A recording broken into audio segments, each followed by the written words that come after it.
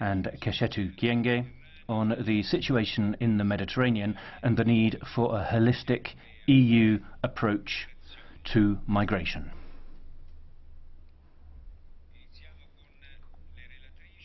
We'll hear from the rapporteurs first. Ms. Metsola has 4 minutes. You have the floor.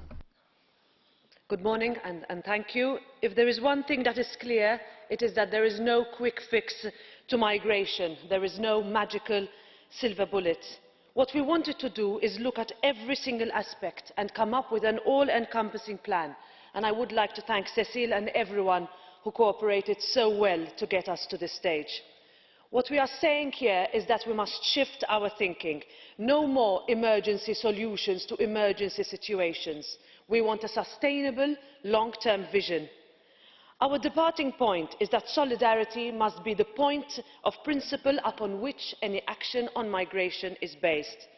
It is clear that we still need to do more to prevent loss of life at sea, and we call for a permanent Union response in search and rescue.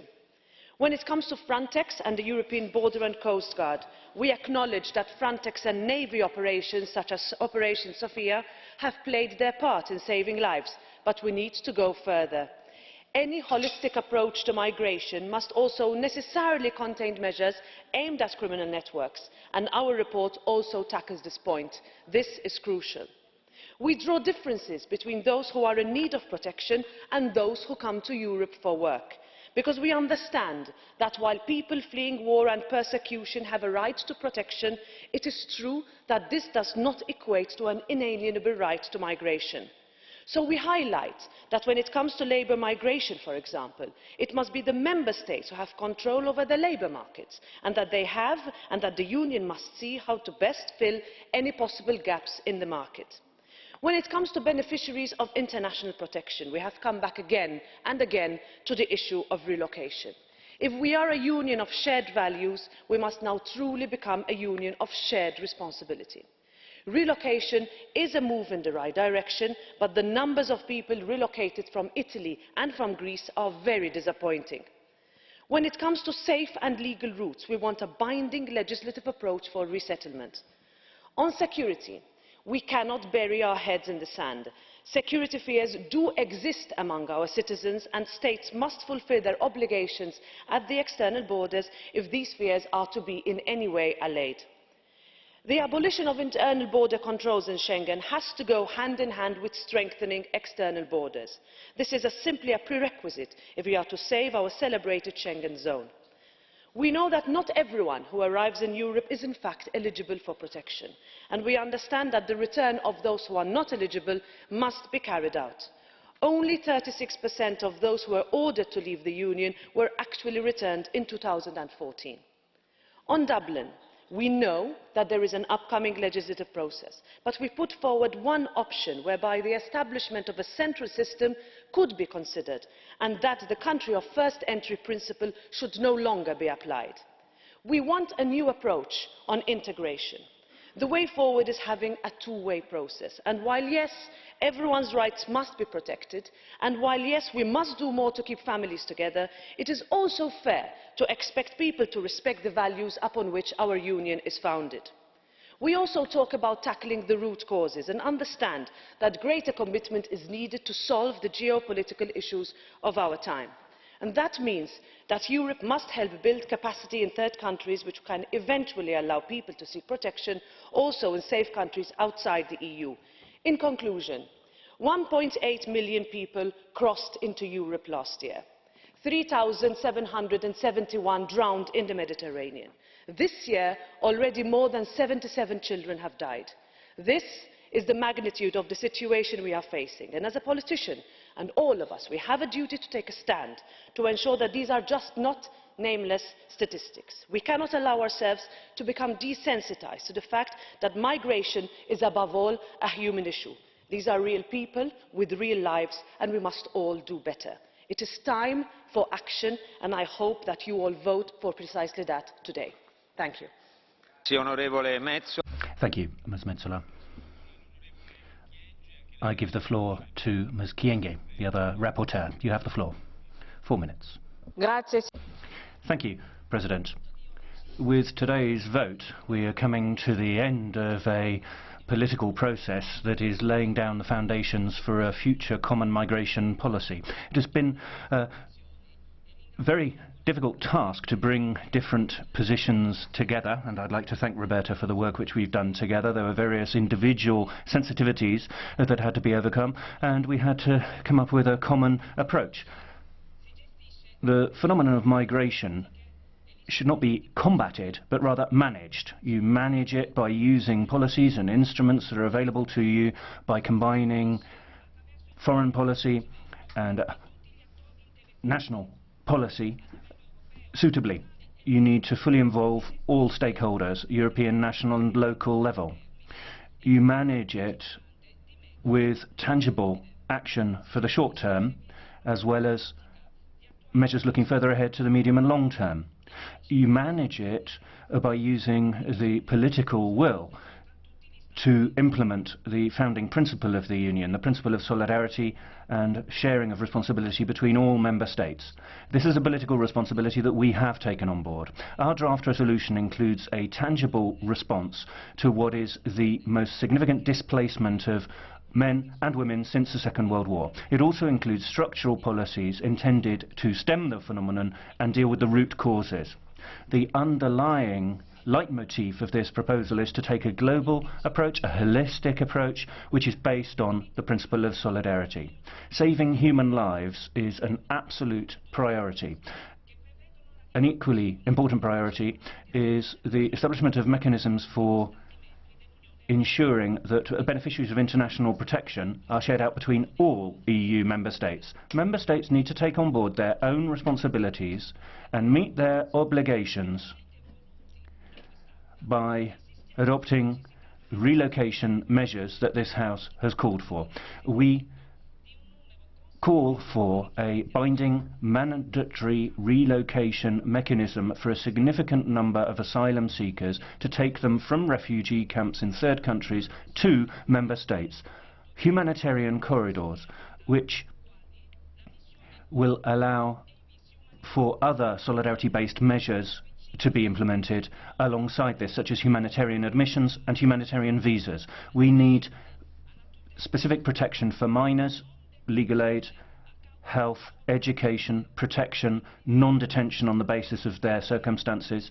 The common asylum system in Europe is vital, and the end of the Dublin regulation. Our own proposal is a clear one. We want to go beyond the concept of country of first entry. We propose a central collective system for the allocation of responsibilities.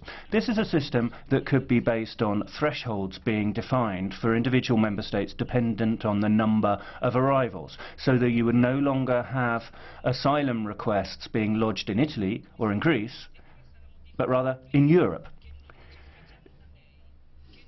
Vice President Timmermans, the modification of the Dublin regulation is what we expect from you, not cosmetic adjustments, but rather to change a regulation which has not proved fit for purpose to deal with the migratory phenomena of the last few years. Managing migration also means dealing with root causes and geopolitical issues, the Rabat and Khartoum processes, and combating people smuggling. There are also economic migrants. National policy is fragmented, and we need new rules for entry and residence. I hope that the change to the blue card will be ambitious in scope, and I hope that we'll be identifying the needs of labour markets in member states. The success of migration policy can also be measured in terms of integration. We call for member states to implement tangible measures for making lodging, education, language lessons, vocational training available to migrants, as well as intercultural dialogue. President, with this resolution we're laying down the foundations for a migration policy which will be capable of meeting the challenges of the 21st century. You can choose now as member states whether to follow our lead or put the final nail in the coffin of European integration. The future of Europe will also depend on the extent to which we will be capable of sharing our European dream and our values. Thank you. Thank you, Ms. Kyenge. The Commissioner for Internal Affairs, Mr. Avramopoulos, is here. Thank you for coming to this discussion.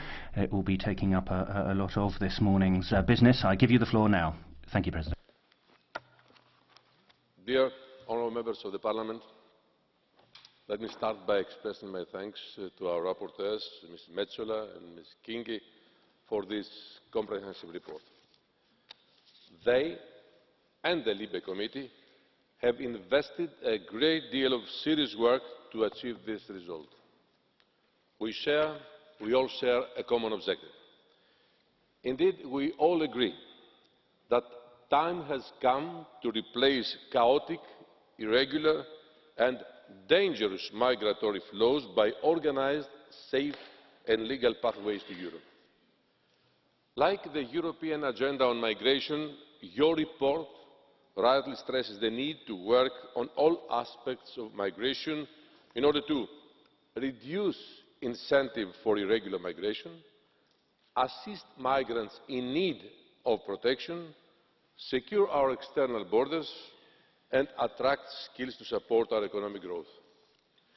We cannot work on one of the aspects and ignore the other. We cannot choose what to focus on. We need in parallel to enhance all aspects of our policy, to coordinate with all key players and be both realistic and ambitious looking ahead. The agreement reached between the European Union and Turkey shall also be seen in this broad context. Implementing this agreement is a challenge.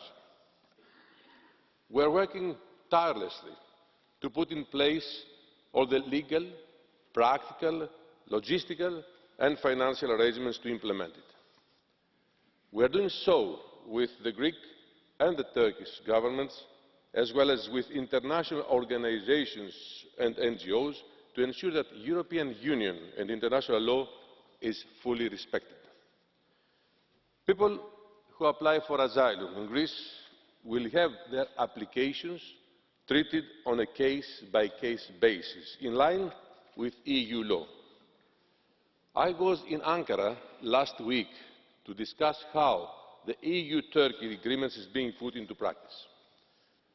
Discussions are still ongoing on the protection guarantees for both Syrian and non-Syrian asylum seekers.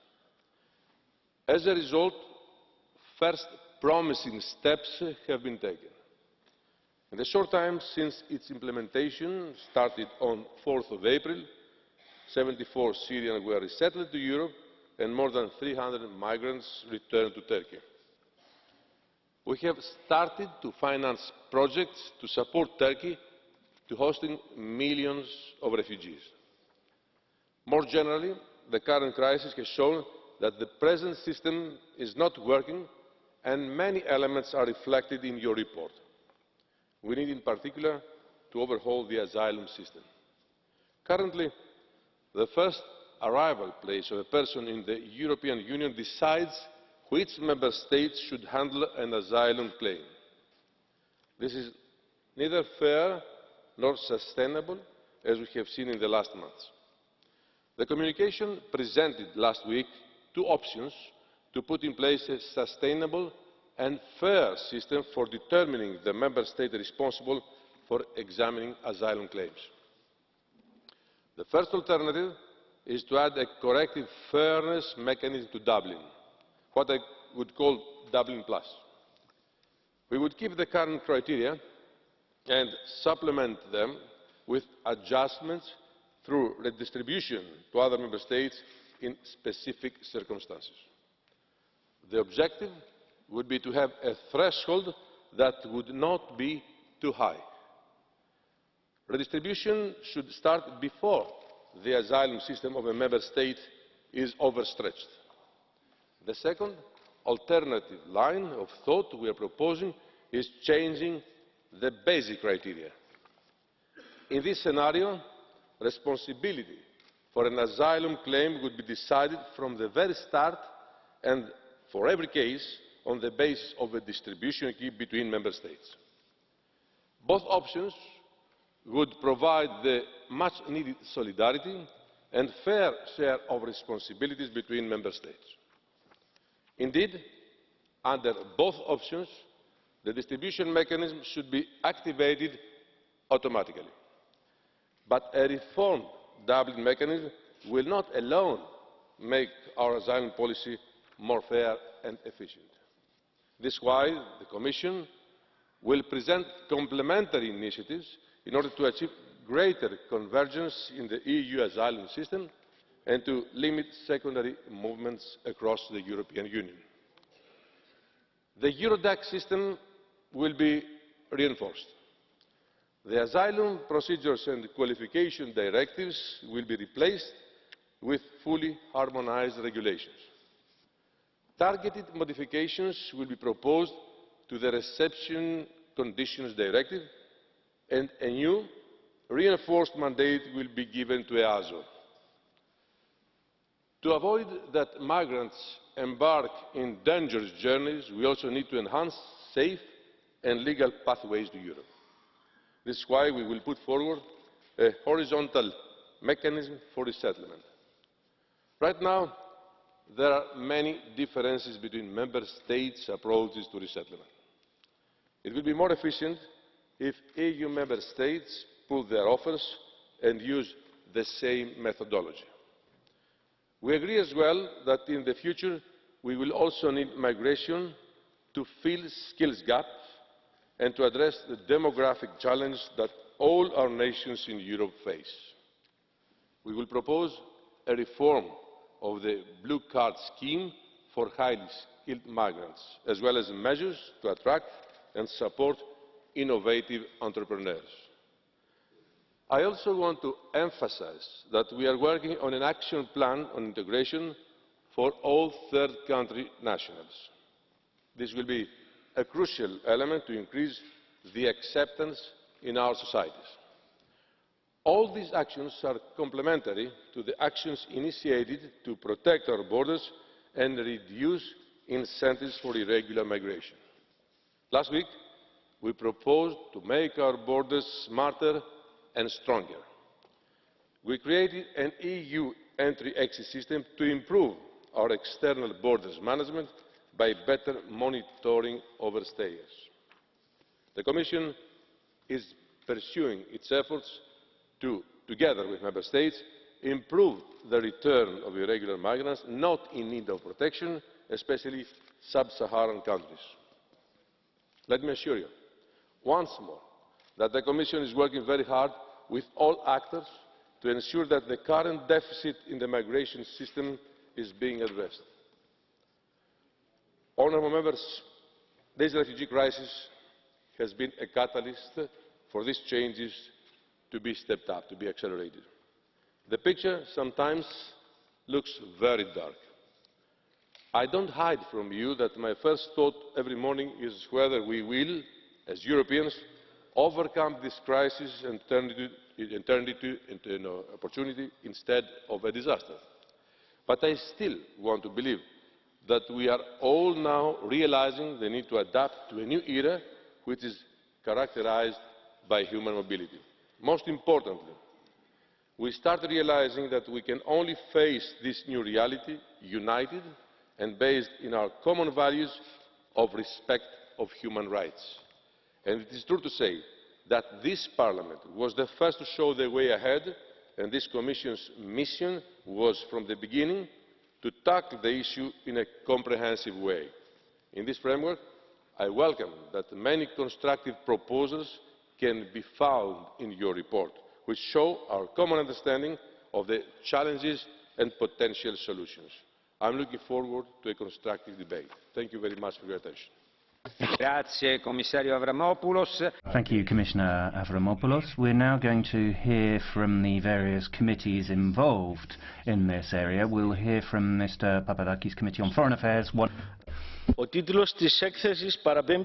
The title of the report concerns the Mediterranean, but the crisis of the refugees has taken such dimensions that we should need an holistic approach to immigration.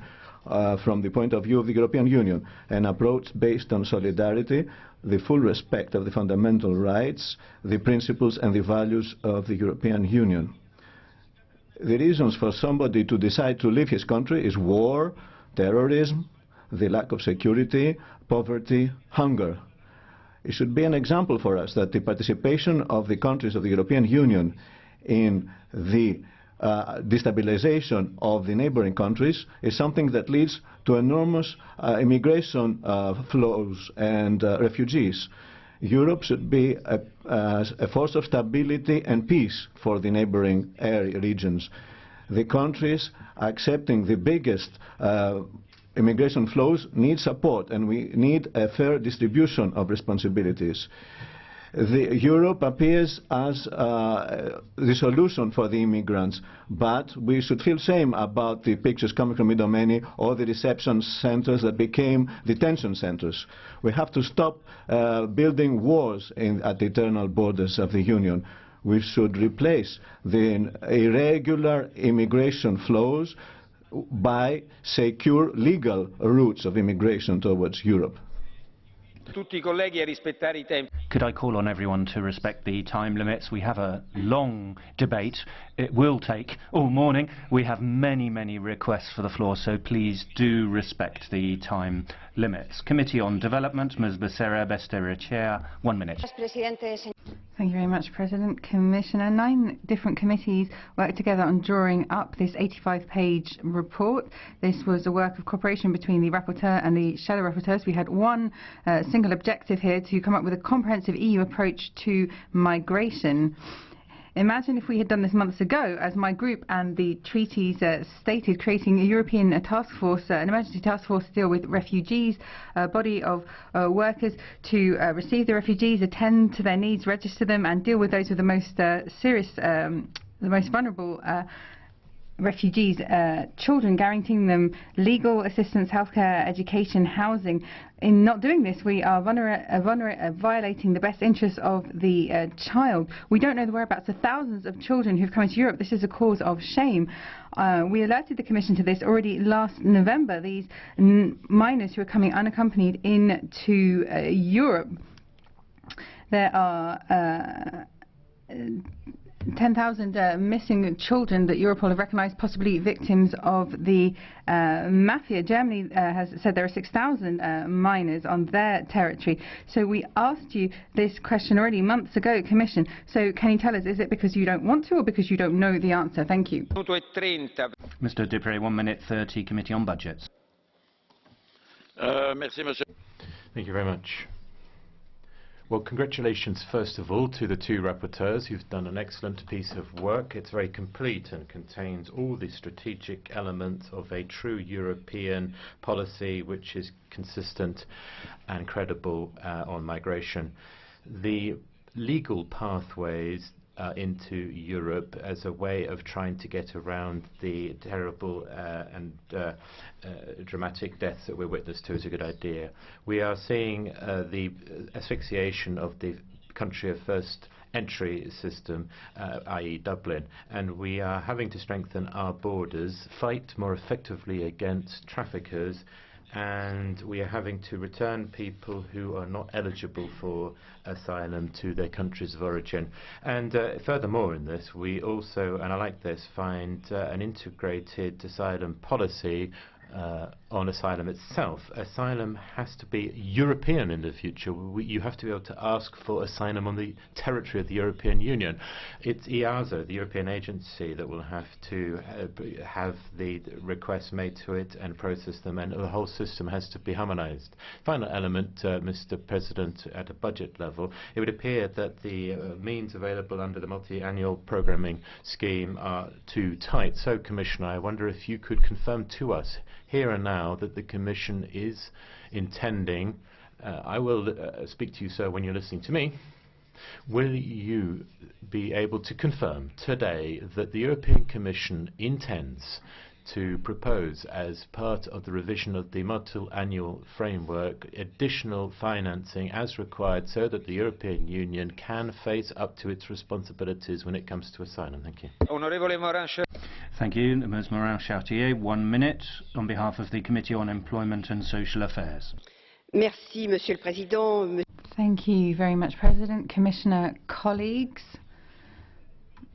This morning we are talking about migrants and taking a comprehensive approach to migrants in the Mediterranean. This is an opportunity for us to test our values that we claim we have with these policies. The first point is hosting these refugees. We can't have social integration without professional integration. The challenge we have is to integrate these migrants professionally, even though we're experiencing an unprecedented wave of unemployment. Of course, it's important to have language learning, to have recognition of qualifications, promote training, but I would like to draw your attention to one particular point. Once these refugees have documents, have their papers, they've been taken in by NGOs, then they need to be relocalized to areas where there are jobs available. So I would ask you two things, Commissioner. First of all, get the Member States to act to put in place this relocalization. I don't think they understand the difficulty involved here. Secondly, use the European Social Fund, provide more funding, because we won't be able to do everything under the multi-annual financial framework to integrate both European citizens and refugees. Thank you. Ms. KYLLÖNEN, 1 minute on behalf of the Committee on Transport and Tourism. Thank you, President. We need concrete and credible proposals for solving this long-lasting crisis. This is a crisis that is in many ways inhumane and intolerable from the point of view of everybody. Our committee is really concerned about the humanitarian aspects of this crisis, but also about its effects on the maritime transport in the Mediterranean, as well as maritime safety in general. Our fear is that we'll see more accidents in the Mediterranean, accidents that can lead to additional losses of life and environmental damage. According to the UN Convention on the Law at Sea, the captain of a vessel is always responsible for giving help to each person that is found at the sea and is in danger of drowning. He is also responsible for participating in search and rescue operations at sea.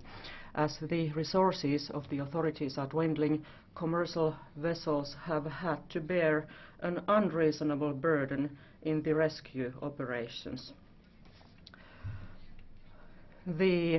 As regards the temporary rescue operations at the Mediterranean, the funding of those operations have to be increased so that the safety and basic rights of the crews working at the Mediterranean can be ensured. I thank the rapporteurs for taking into consideration in this LIBE report the points that are important to our committee, and I wish solidarity and determinations can be improved. Mr. Cozzolino, Committee on Regional Development, 1 minute. Thank you. I'd like to thank the two rapporteurs for the work that they've presented today. I think there's a huge gap between what we're doing here today and what has been happening and the news pictures that we're still seeing. This wall between Italy and Austria, 250 meters, with journalists telling us all about it this morning. The unsatisfactory response that member states are giving to the phenomenon of migration. I think we need to make our own contribution to finding a solution. Cohesion policy should be put at the service of a new migration policy. Commissioner, we need to have a more flexible, open policy so that we're not stuck in the silos of different programs, so that migration has to compete against other areas, if you like, but rather to take a more broader-based structural approach. We also need to gradually bring in measures that constitute derogations to the Stability Pact. Because if you look at individual member states and what the European Commission makes available to migration, we're consistently seeing that the logic of the Stability Pact is not being followed. Therefore, we should formalise that. Ms. Honeywell, 1 minute on behalf of the Committee on Women's Rights and Gender Equality. Thank you, President.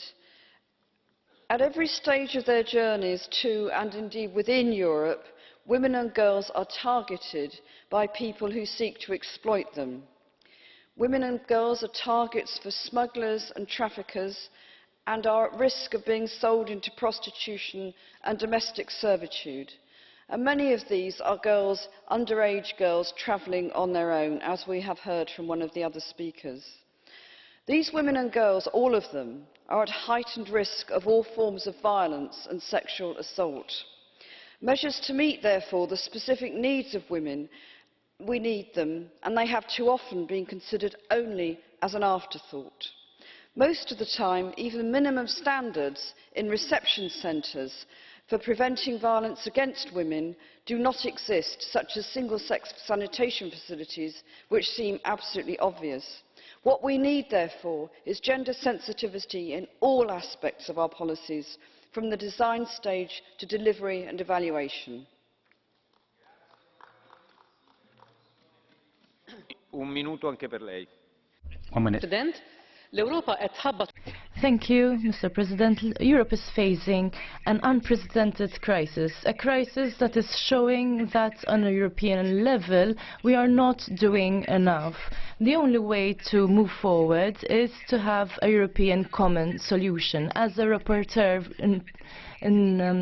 representing PETI, I have seen that this is a major problem. This is affecting citizens, and it is now the time that we listen to our citizens.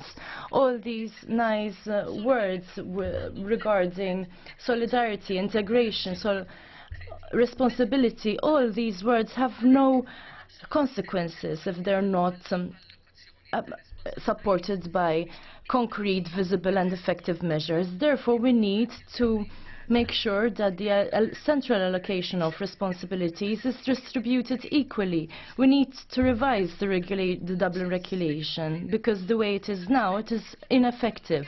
We need more legal routes to access Europe.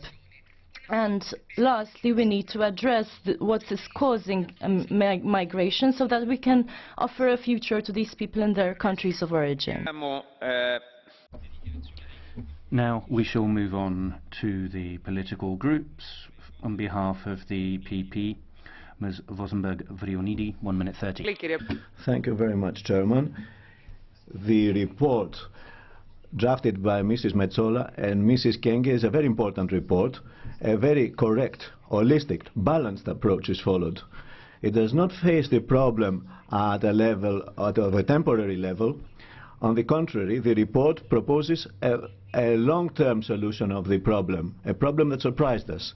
Ladies and gentlemen, colleagues, the immigration problem calls the European Union to face its principles and its values. Here and now we need to change our mentality, our mindset. We need to change our approach concerning this problem.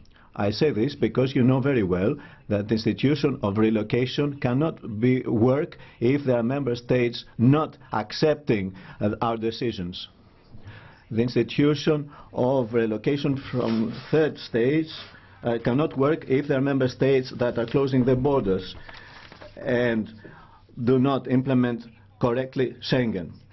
We should understand that we need a joint immigration policy, and as the Commission said, we have to promote a common European asylum policy. Otherwise, we'll not be able to face unescorted minors, a very sensitive core of this problem mentioned by the report, not these desperate people who some consider that are simply statistic elements and numbers, and not as human lives, people that try to escape and try to find hope and a better life in our continent and a dignified way of living. Thank you. Could I remind you that we're at the stage of statements by political groups, so blue cards are not accepted. Ms. Fajon, 2 minutes on behalf of the S&D Group. Thank you very much, President. I returned from Greece last week. My heart and mind were full of sad, unforgettable, troubling impressions that each and every one should witness. Each and every one of us should witness. That way we would know what we are talking about and what we are deciding on. Politicians from all member states should do their job in the field so they could see with their very own eyes who those people are, whose lives we have touched by responding so slowly, by not cooperating as a union. We made their lives not just harder, but sometimes worthless. The Greek islands where migrants now live are turning into prisons, into concentration camps, in which refugees only have access to food. They receive no legal, no social, no psychological or any other form of help. They do not know their rights and possibilities. Even if they do, they usually cannot use those rights. You probably know that refugees live in terrible conditions in Greece right now. But you probably don't know that refugees can only ask for asylum through Skype. That's absurd. We have to help Greece with all technical and other resources. We have to make relocation work. This week, the police forces in Macedonia hit hard against the refugees. And we have to prevent such actions. I support a rapid implementation of the new Dublin regulation that will enable people to ask for asylum in the EU, not in the individual member states anymore. And that way we will shoulder the burden of all member states, not from the very start. But that requires full cooperation of all member states. I call upon you, colleagues, to see the borders, to see the camps, to see the tents for yourselves. That way you won't be able to change the channel or turn off the computer. The burden of responsibility towards those innocent child's eyes will be too large. Ms. Stevens, 1 minute. Voorzitter, collega's. Mr. President, ladies and gentlemen, this report intends to set out a strategic vision for migration, but we've missed this opportunity because asylum and legal migration and illegal migration are two very different topics that have to be tackled in different ways, but they're being amalgamated here. The report contains new proposals, but they're unrealistic because the Dublin system was to be a system for reallocating people, but there is no prior condition. There's no maximum quota here. There's no word here on the return of these migrants. No, none of that is in here, and therefore what is proposed makes no sense. We, I think, must be realistic. We have to be pragmatic, and we have to ensure that our borders are well protected, monitored, and that every member state applies the Dublin rules. And then we need to make sure that there is proper integration of refugees on our territory. Aldi, Ms. Wikström, 2 minutes.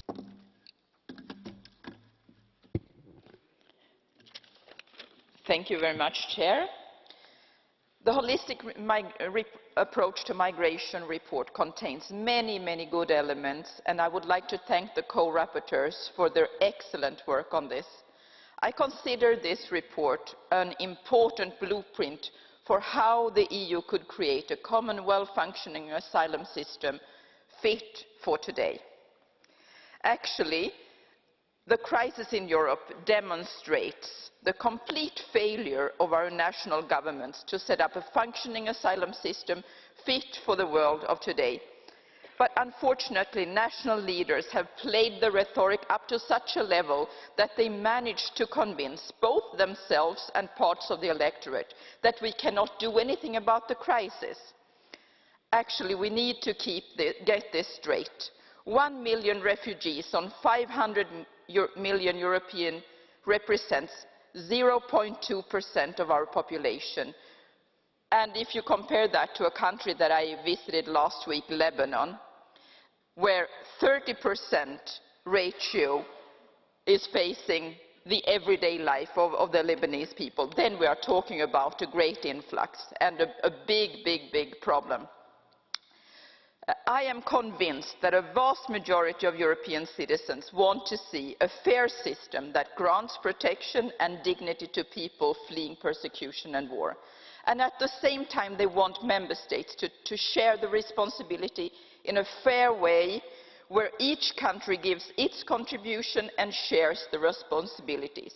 Today, I hope that we are going to send a clear message to the citizens of Europe that this European Parliament has the vision for such a system. As the rapporteur for the reform of the Dublin regulation, I am especially proud of the joint commitment from all major groups of this House to real reform of the Dublin regulation, which will enable us to finally see a centralised European system where applicants are distributed fairly among European member states. But after the vote of today, we all need to get to work to ensure that this initiative is followed by determined and concrete legislation. And I thank you very much, Chair.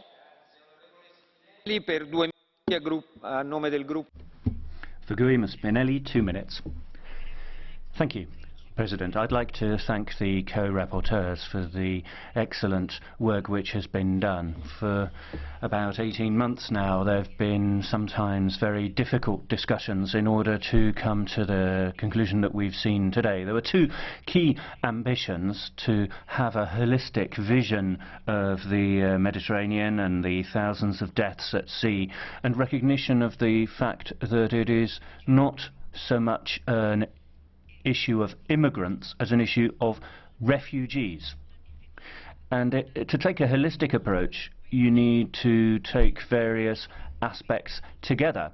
If we look at EU policy over the last 18 months, I'm not sure whether we have truly been up to the task. I don't think it is a holistic approach when Member States, the Commission and Frontex manage borders and send refugees back in the way that we're seeing, with the excuse that that's the only way to save Schengen. I don't think it's a holistic approach if you say things like Donald Tusk was, of saying that people fleeing war shouldn't come to Europe. I don't think it's a holistic approach if Frontex is basically turned into an agency for mass returns. Nor is the new system with Turkey an example of a holistic approach, sending thousands of people back to war in Syria and particularly putting Kurds at risk is not a holistic approach. There are positive points in this report, particularly in relation to legal access to Europe and search and rescue, mutual recognition of asylum rulings. But we did have high ambitions. I think we should also clearly speak out against the agreement with Turkey. That was what proposed amendments from my group were calling for, and I think that would strengthen the report and mean it would be worthy of that level of ambition. If we don't do that, if we don't speak out against that agreement with Turkey, then I don't think this House will be able to say that it truly has a holistic approach to the Mediterranean. Thank you. Ms. Keller, 2 minutes 30 on behalf of the Greens. Thank you, and let me also thank the rapporteurs for their excellent work. Indeed, we need a holistic approach. People have said that. We need one that is much better than the piecemeal solutions, the unilateral and human rights offensive actions taken by several member states. This Sunday, children were tear-gassed in Idomeni, and it was not just the Macedonian police that did that. Several member states were present there, and I really hope, Mr. Commissioner, that you can call those member states and make them remember that there is human rights and that you cannot gas people tear gas people that are in need of international protection. You cannot send rubber bullets against children. What we need instead in the European Union is legal and safe passage for people in need of international protection. Because the best asylum system doesn't do its job if we close the access to that asylum system. And I recognise that the Commission in the communication acknowledges this problem, but I think we need concrete and we need binding proposals for that, so that all Member States are obliged to offer that legal access, because way too few governments in the Member States are willing to welcome refugees. But it is our duty, our international obligation, to open the doors for those people in need. We also need common standards for asylum rules, but we also need better standards for asylum rules. The review that will be proposed by the Commission should lead to better standards, because currently procedures are very often taking too long, they're not very transparent, legal advice, legal security for people is not there, and accommodation is in many cases horrendous. Very crucial is the issue of distribution, and many colleagues have mentioned that. The European Union is based on solidarity, and solidarity should also be reflected in an allocation key that we urgently need to have all Member States participate in receiving asylum seekers and dealing with their claims. But such an allocation system also needs to take into account that we're dealing with people here and not with numbers. We need to be able to take into account their family ties, their community ties, their language skills, because this will also make it easier for them to integrate. So also Member States will have a benefit from that. And indeed, integration is key. For that, I think we need to find common rules. And fighting the causes for why people have to flee. We need to do something also on that as European Parliament. We can contribute to a fairer trade system, a fairer agriculture system. There is a lot of things we can do, and we should never forget we're talking about people here who are in need of protection, not problems, not numbers, but people. Thank you. Thank you. Mr. Corrao, 2 minutes 30 on behalf of the EFDD. Thank you, President. I would also like to thank the co-rapporteurs and shadow rapporteurs and all those who worked on this report from various committees. Over the last 18 months, the European Parliament has been trying to come up with a common position on a holistic approach to migration, but I think we also have to say that it has become clear that the European Parliament is completely impotent faced with the self-interest of member states. It's a complete failure of the EU on migration.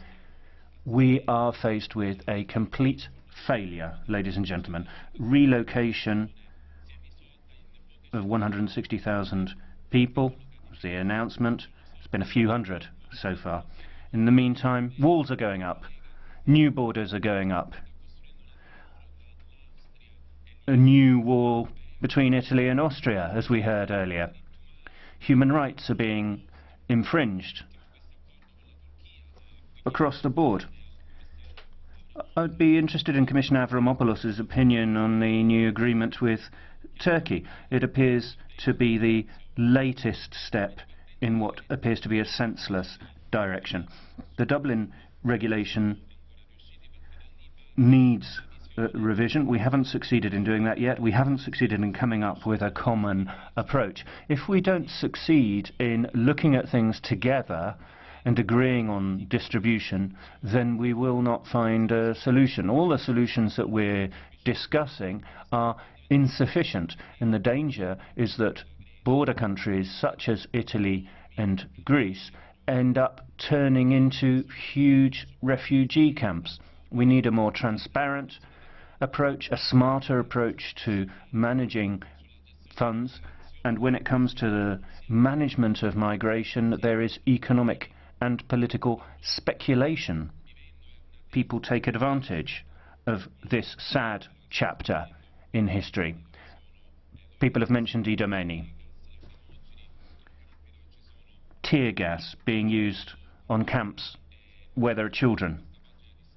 When people look back on this chapter in history, in future, I think it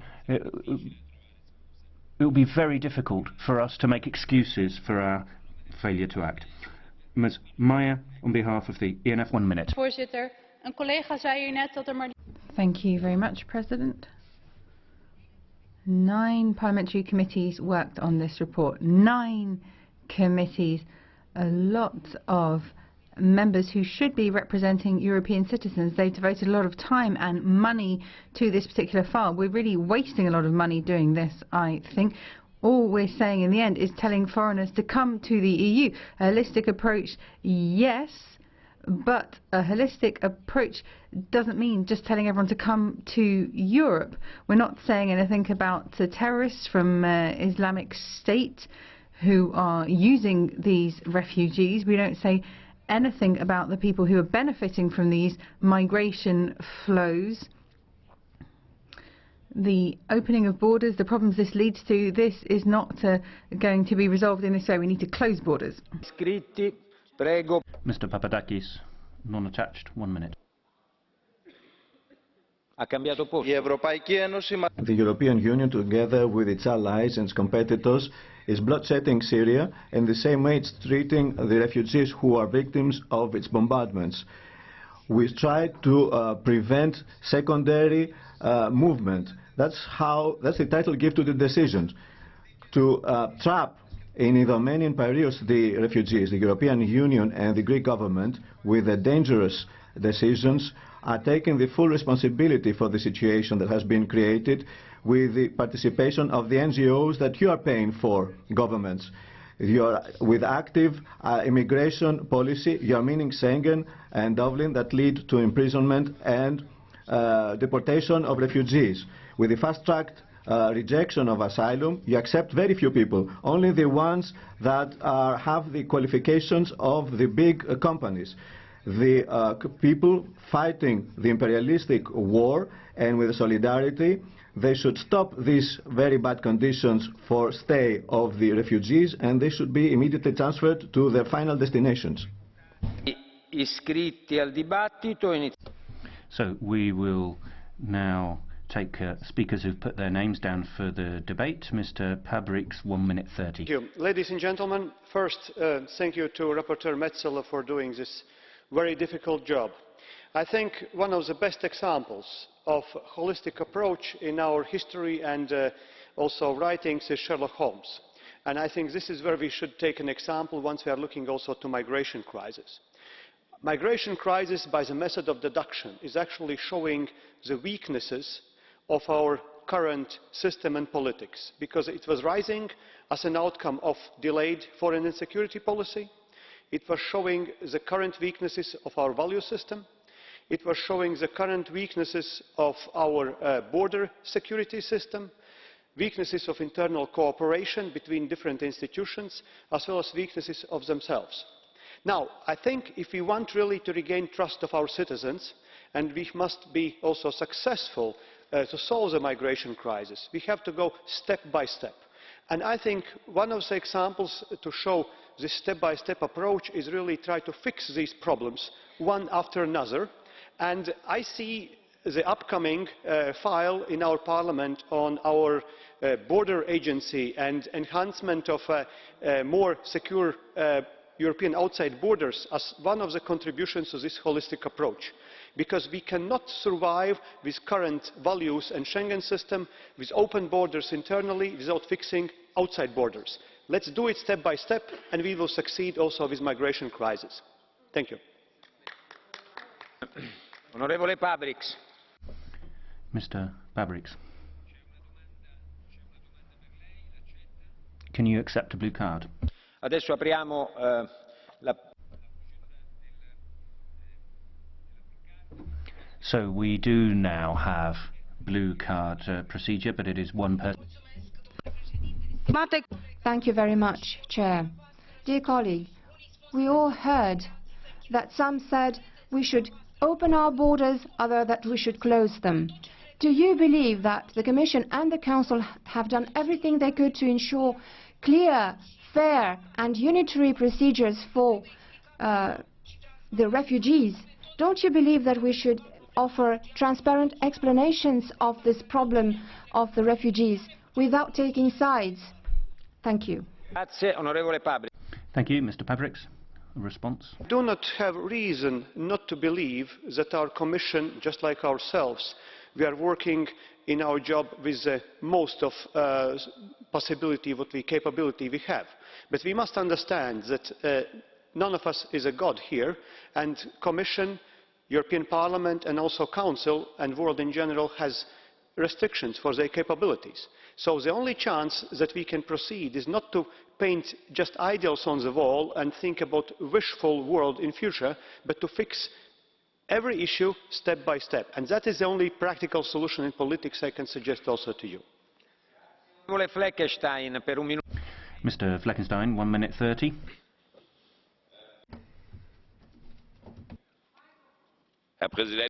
Mr. President, colleagues,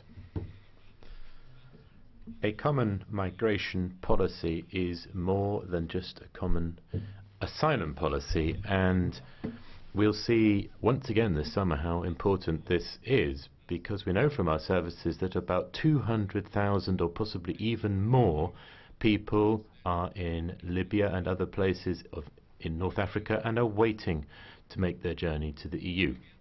And we will see at the end of the summer how many of them are still alive and haven't drowned in the Mediterranean, because we still haven't managed on site to get a way of checking and, if at all possible, to allow for regular transport. There is a second aspect, Commissioner, I'd like to refer to. You were talking about the Turkey agreement a moment ago, and I am basically in agreement with it. But I would like to hear from you or from Council, were any of them to turn up for a debate of this kind ever, why so much of this isn't working. Why is it not possible for those that are turned back and unable to make an asylum application in Turkey at the moment? Why are no Commission officials sent there if Member States are not managing to do it? Why do we keep hearing about long-term plans and what's happening with the money, but we never actually see it? So if we're not going to neglect our own values, then chapters 23 and 24 would have to be opened, but this hasn't happened. Nobody's explaining to us why not. So I think we need to stand together. We're doing that. The Council and the Commission are doing it, but we need to have slightly better information flowing between each other, otherwise it's not going to work in the long run. Mr. Kirkhope, 1 minute.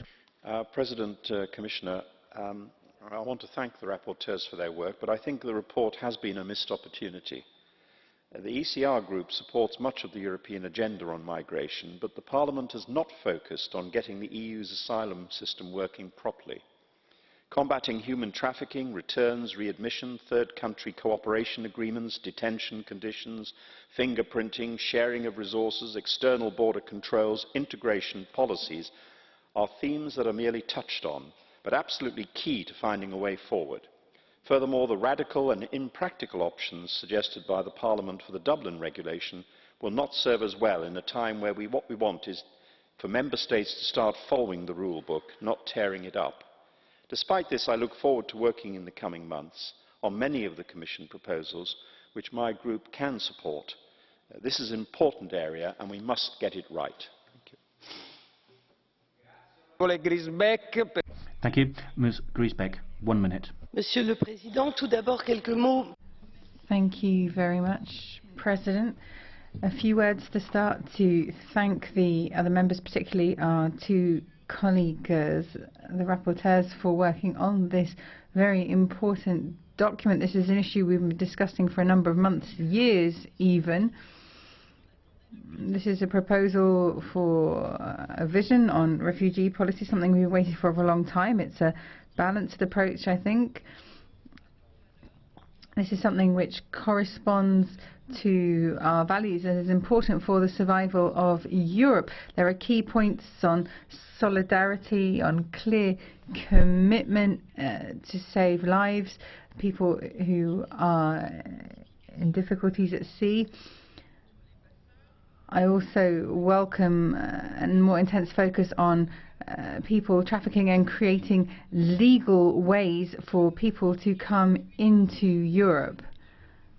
I welcome these points, but I would hope that you, Commissioner, together with Council, could get Member States to move forward from their selfishness and their torpor, and to get them to make a commitment to put in place this voluntary balanced policy. We would like to see an end to the misery that we're seeing, and a particular focus on isolated minors. There are thousands of them in Europe currently. Madame Griesbeck, Thank you. Ms. Griesbeck, there's a question for you. Onorevole Jurek, prego. Yes, we have a question from Honourable Jurek. Il microfono, prego. Microphone, please. No, lo deve accendere. Wiele spośród naszych państw nie zgadza się na zasadę przymusowego rozlokowywania imigrantów po Europie. Komisja There is the principle of compulsory relocation in Europe, and the European Commission and the Parliament and the majority of members have wanted that. Are you aware of the fact that we are destroying the European Union internally? And I wonder whether you are actually able to tolerate those that are not in agreement. En démocrate, évidemment, j'entends que... As a Democrat, of course, we have certain positions which are divergent. I am pleased that we are acknowledging the difficulties that we are having in Europe with the member states, with the citizens. What we need is a comprehensive global approach, a policy which is also a comprehensive policy that doesn't leave certain member states, due to their geography, to be the hardest hit in these cases. I think by having this shared sense of solidarity, by working together democratically and taking these decisions together, we can deal with this and respect our commitments under international law to take in refugees that are fleeing war and violence, and to do this in an organized way, so it isn't a lot for some people and nothing for others at all, while at the same time protecting our external borders. Please do stick to the time limits. Questions, 30 seconds. Responses, 30 seconds. If you speak for a minute, that's a 100% increase. Ms. Albiol Guzman, you have 1 minute. Thank you. Since in the United Left and Pluralistic Left we stated that we would vote against this report, I would like to clarify that EU policy on migrants is verging on the criminal, because this shameful EU-Turkey agreement is being tacitly approved by this, with thousands of people living in inhuman conditions in detention camps. This report is continuing down the path of Fortress Europe. This report could have been written by Marine Le Pen, as far as I'm concerned, treats refugees as enemies that we should be protected from. The only tangible proposal in the report is that if should anyone be so bold as to place a foot on our territory, then we should forcibly relocate them to somewhere else. There's a crime of lèse-humanité in international legislation. Please remember that when you vote. Ms. Albiol Guzman, there is a question for you. Can you accept it? Mussolini, la sua domanda. Ms. Mussolini, your question. President, this reference to criminal behaviour, I think criminal behaviour lies elsewhere, not in this report. This is an attempt to find solutions. I'd be interested in the Commissioner's view on the walls that are being built, Schengen being dismantled. And this reference to criminal behaviour, what about what Austria is doing on the Brenner Pass? Albiol Guzman. Thank you. Ms. Albiol Guzman, your response?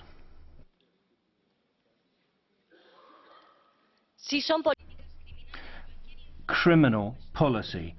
Because if you have a report that doesn't question the policy of Fortress Europe, that treats people as illegal, that links internal security in Schengen with refugees and migrants, that is a continuation of the kind of policy that we're currently suffering from, and it is giving tacit approval to criminal policy. Yes. Valero, 1 minute 3.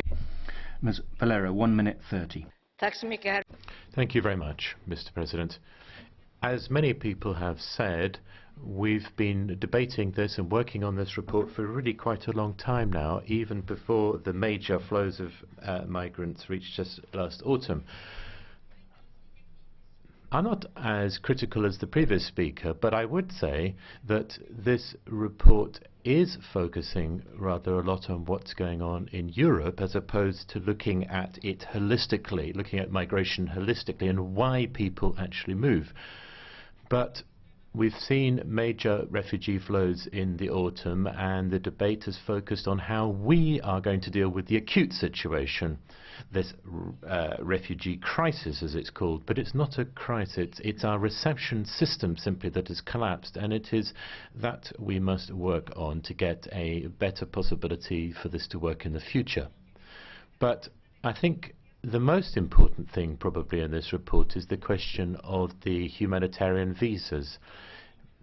We've had a report on this in Parliament. The Commission has been looking at revising the visa regulation and the possibility of bringing in a humanitarian visa for those that come as refugees. Now, this is a legal and long-term approach to solving the problem where people fall into the hands of human traffickers and smugglers. But we've also got the issue of economic migrants, and we have to think about legal pathways for economic migrants. It's not just enough that we've got the blue card system. We have to think of other ways for other types of migrants other than the highly educated, so that we can in the long term solve the problem that poor people are going to be getting into boats on the Mediterranean. Thank you. Ms. Winberg, 1 minute. Thank you very much, Mr. President. How do you think it possible that we could set up a common asylum policy when some countries take a very irresponsible policy and have decided to give themselves a dispensation from the compulsory relocation mechanism that the EU is trying to impose on member states? How can we believe in a common asylum policy when the boundaries of the possible have been reached in many countries as to what they can cope with? We heard earlier that people are talking about the fact that there is work on jobs in certain member states. Yes, there are jobs for some migrants, low qualified work. We've got quite high unemployment in Sweden, however, and it's not getting better. So it'd be interesting to know which member states have these possibilities to give people jobs. We talk about solidarity, we talk about integration. Integration is something that everybody likes to talk about, but it rarely works. How are we going to succeed with integration if member states aren't able to decide for themselves how many migrants they think they are capable of hosting? And what do we do with those member states who say no to the common asylum policy? Thank you. Onorevole Winberg. Onorevole... Ms. Winberg, there is a question for you. Can you accept it? Onorevole JAAKONSAARI. JAAKONSAARI. President, I'm sure that there are many big problems related to integration of these refugees, but could you just for a moment think about a longer-term solution and the fact that the population of Europe is decreasing by 2050 with 100 million people? Wouldn't it be positive thinking that we need these migrants? An answer, please. Well, I've heard that argument many times before. We need immigration because our population is in decline. But many of the migrants coming take about 20 years before they can get into the labour market. So that's nonsense. What we need are highly qualified people, and often the migrants who do come take an awful long time to get into the labour market. Thank you. Thank you also for respecting the time limit for a response. Mr. Fontana, 1 minute. Thank you, President. Europeans should have more children. That's the answer to that last point. Tenerife. When you talk about a holistic approach to migration, we need to start by talking about whether it's positive or negative. Wars and poverty are bad. What good can come of something bad? Migration is a bad thing. So we should look at the causes of it and try to deal with the root causes. In the report, in point 103, we see a brief reference to causes, and that's it. These geopolitical issues, such as wars, are not dealt with. When people come here, they need a period of integration. It's a two-direction process, it says here. No, it's one direction. They have to integrate with us, because otherwise we have cases like Molenbeek, where you have immigration, you don't have integration, and then you have huge problems. Do we want to create a Molenbeek in every European city? Thank you, Mr. Synadinos. 1 minute. So it's a clamorous failure, the efforts made by the Union to address the various immigration flows. And this is happening because we're not trying to find the causes of the immigration, whether legal or illegal, from the Middle East and Africa to European countries. On the contrary, we're examining the results. This is more painless and more profitable for the money-grabbing European leaders. The policy of the immigration is not a solution for the demographic problem of the Union. It changes the population mixture and leads to Islamization, and it creates various jihadist pockets. The policy of open borders leads to more immigrants coming to Europe. Europe, who on the altar of multiculturalism and differentiation has lost its fundamental values and loses the homogeneity of the member states. We have solutions. We have to cancel the agreement with Turkey. We have to protect the national borders once again. We have to deport the illegal immigrants, and we should have as a criminal offense the illegal entry. And we have to impose very serious penalties to the illegal traffickers. But these have to be decided by national governments. This is an excellent report. Holistic approach means multidimensional understanding of the problem of migration. There is the refugee crisis and big influx of people. Challenging this phenomenon, we need to establish really coordinated European policies oriented on making our borders secure and under smart control. But at the same time, we need the solidarity in allocation of the refugees, better organized transit measures, new procedures for Dublin schemes. The only guarantee is real cooperation of member states, not marketing games led by some politicians. There is only one honest political message: be open for solving the human dimension of the problem. Separate, not connect the refugees and terrorist matters. What about migration? This is a challenge, especially now vis-à-vis many social fears all over Europe.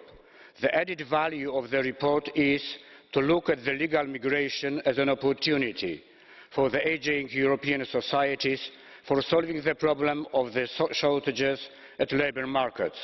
On the other hand, for a successful story at that area, we also need reasonable policies in member states, but also, or first of all, at the European level.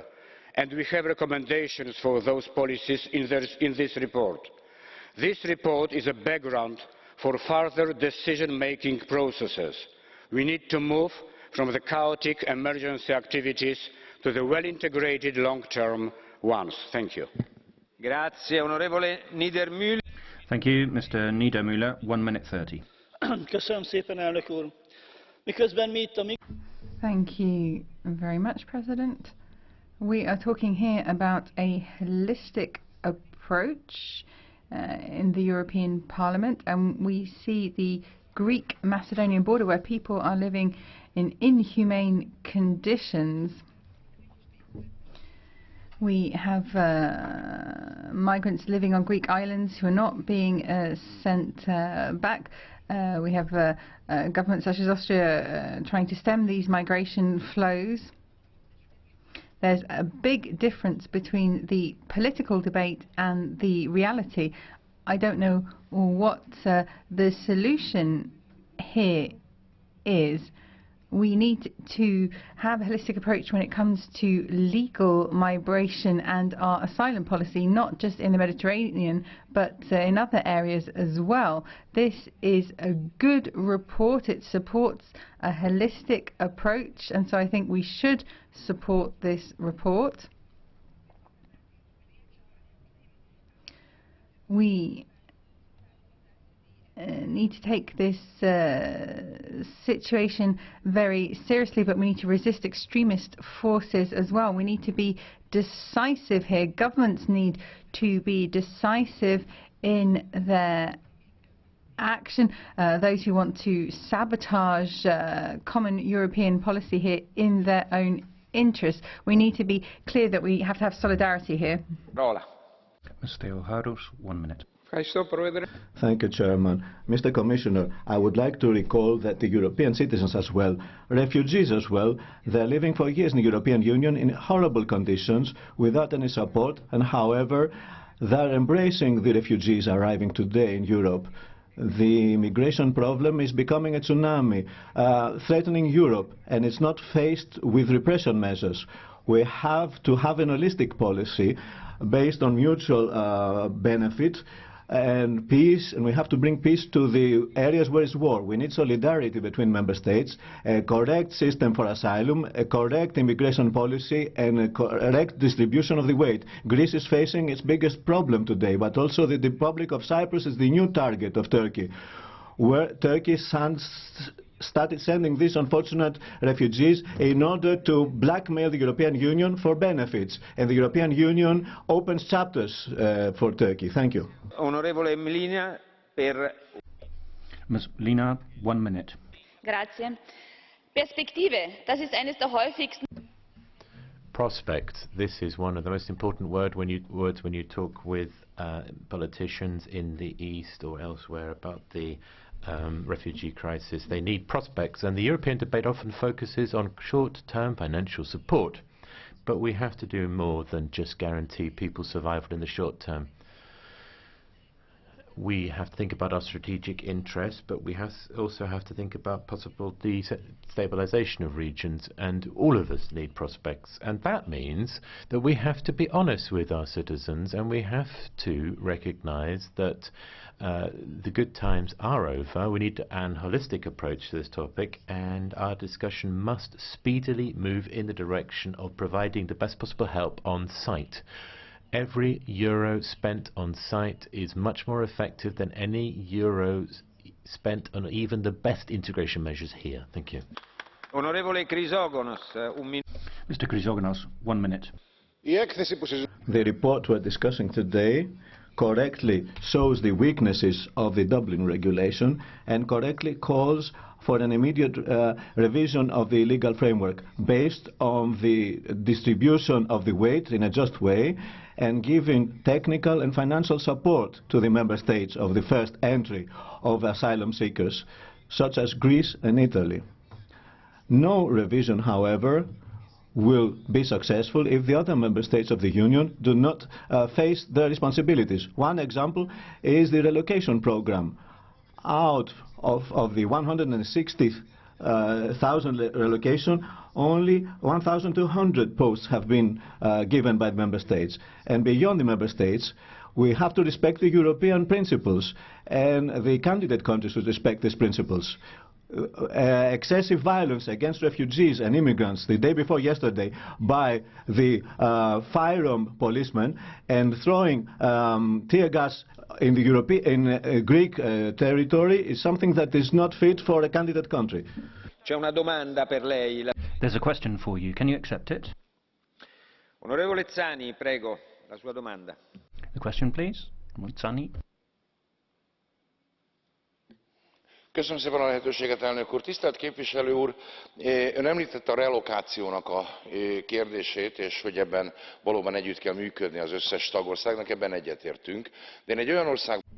I want to talk to you about this holistic approach. I come from Hungary, and in Hungary, the Hungarian government is very resistant to every attempt to use this relocation mechanism Could you envisage such a relocation mechanism where 27 member states can convince a 28th, or do we just have to accept that one country will not participate?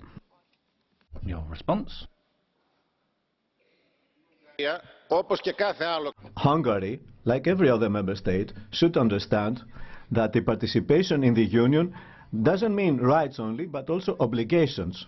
It's not possible to ignore the decisions of the European Council and not to accept these people that should be accepted by the country. A very small percentage of the total amount. If everybody follows these tactics, then the Union will be destroyed, will fall apart. Prego, a lei la parola per 1 minuto e 30. Mr. Batten, 1 minute 30. Anyone in Britain who is still unsure on how to vote in the EU referendum should think about what is to come if they vote to remain. The report states that the EU treaty gives a legal basis to implement the principle of solidarity in the area of migration. This is part of a common immigration and asylum policy which Britain cannot avoid if it stays in the European Union. It calls for a binding mechanism on all member states for the distribution of asylum seekers. It says that asylum seekers should be viewed as someone seeking asylum in the Union as a whole and not in individual member states. Mrs. Merkel opened the floodgates by inviting anybody who wanted to come. They took her at her word. More than 1 million have come and many millions more will try to follow. This was not done by accident. The EU has a commitment to endless mass uncontrolled migration, both within its borders and from without. David Cameron did not even try to gain concessions on immigration in his so-called renegotiations with the European Union. There is nothing in his famous reforms that takes back any control whatsoever over migration. If the British people want their government to have any control on migration whatsoever, then they must vote to leave the European Union on the 23rd of June. Onorevole Atkinson. Ms. Atkinson, 1 minute. I wish I could thank the rapporteurs for the report, but yet again you haven't confronted the elephant in the room, Islam. The most comprehensive study of British Muslims ever conducted, and I would say in Europe actually, by Trevor Phillips, former chairman of the Commission for Racial Equality, draws some very disturbing conclusions, particularly for the Socialists and the FEM committee members in this House. 39% of British Muslims say that women must always obey her husband and submit to chastisement from him. More than half of Muslims think lesbian and gay relationships should be illegal. More than 100,000 British Muslims said that they had sympathy for people who take part in suicide bombings. Only one out of three would report to the police if they knew someone was supporting terrorism in Syria. A quarter would like Sharia law to take precedence over English law. We are currently not talking about a tiny minority. Unfortunately, these are widespread views among the Muslim communities in the UK. I think the so-called refugees on our borders need to be repatriated to Muslim countries, as their values are clearly incompatible with our liberal Western democracies. This will avoid the current clash of cultures that denigrates the achievements of Western civilization, flouts the protection of women, the gay community and vulnerable children who are being attacked by Muslim gangs and migrants who deplore our way of life. Ms. Matera, 1 minute 30. Thank you, President. Today, we are called upon to say that the EU is capable of giving tangible responses to the challenges of migration. I'd like to thank the rapporteurs for the work which has gone into this report. It's generally a balanced report, avoiding the polarisation of extremes.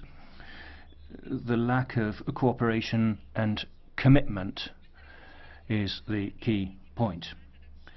We've heard so many calls for action for member states to act together in the general good. I think we all agree that the Dublin regulation requires urgent amendment, removing the obligation of requesting asylum in the country of first entry, which has particularly hit Italy, Malta, Greece. We need solidarity between member states, a constructive spirit, and we need sharing of the financial burden.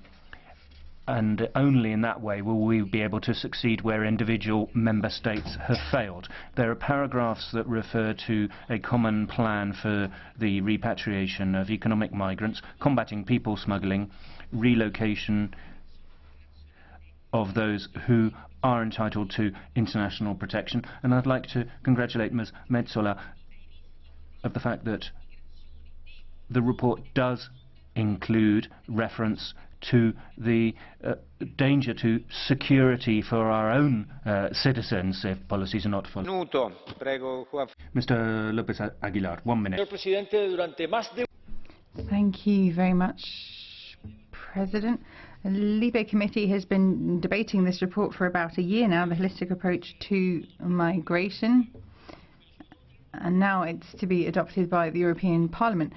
But what we need to do is contrast the pathetic reality that we see, the lack of solidarity that we have from the member states. We need to reform Dublin. We need to have a permanent mechanism that will guarantee solidarity from member states when it comes to managing asylum claims. We're talking about managing Frontex, about having a European border guard, dealing properly with refugees when they come here, if they stay or if they get sent back. So what we need is a permanent mechanism for solidarity. We're talking about legal and safe entry to the EU. It's vital we have these safe pathways to the EU so that those who want to come to the EU have a future as European citizens. They have a possibility to realise their dreams, that they can become Europeans without dying in attempting to do so. Juan Fernando, there's a blue card for you, a question. From Mr. Etheridge. Can you accept it? Yes, please go ahead.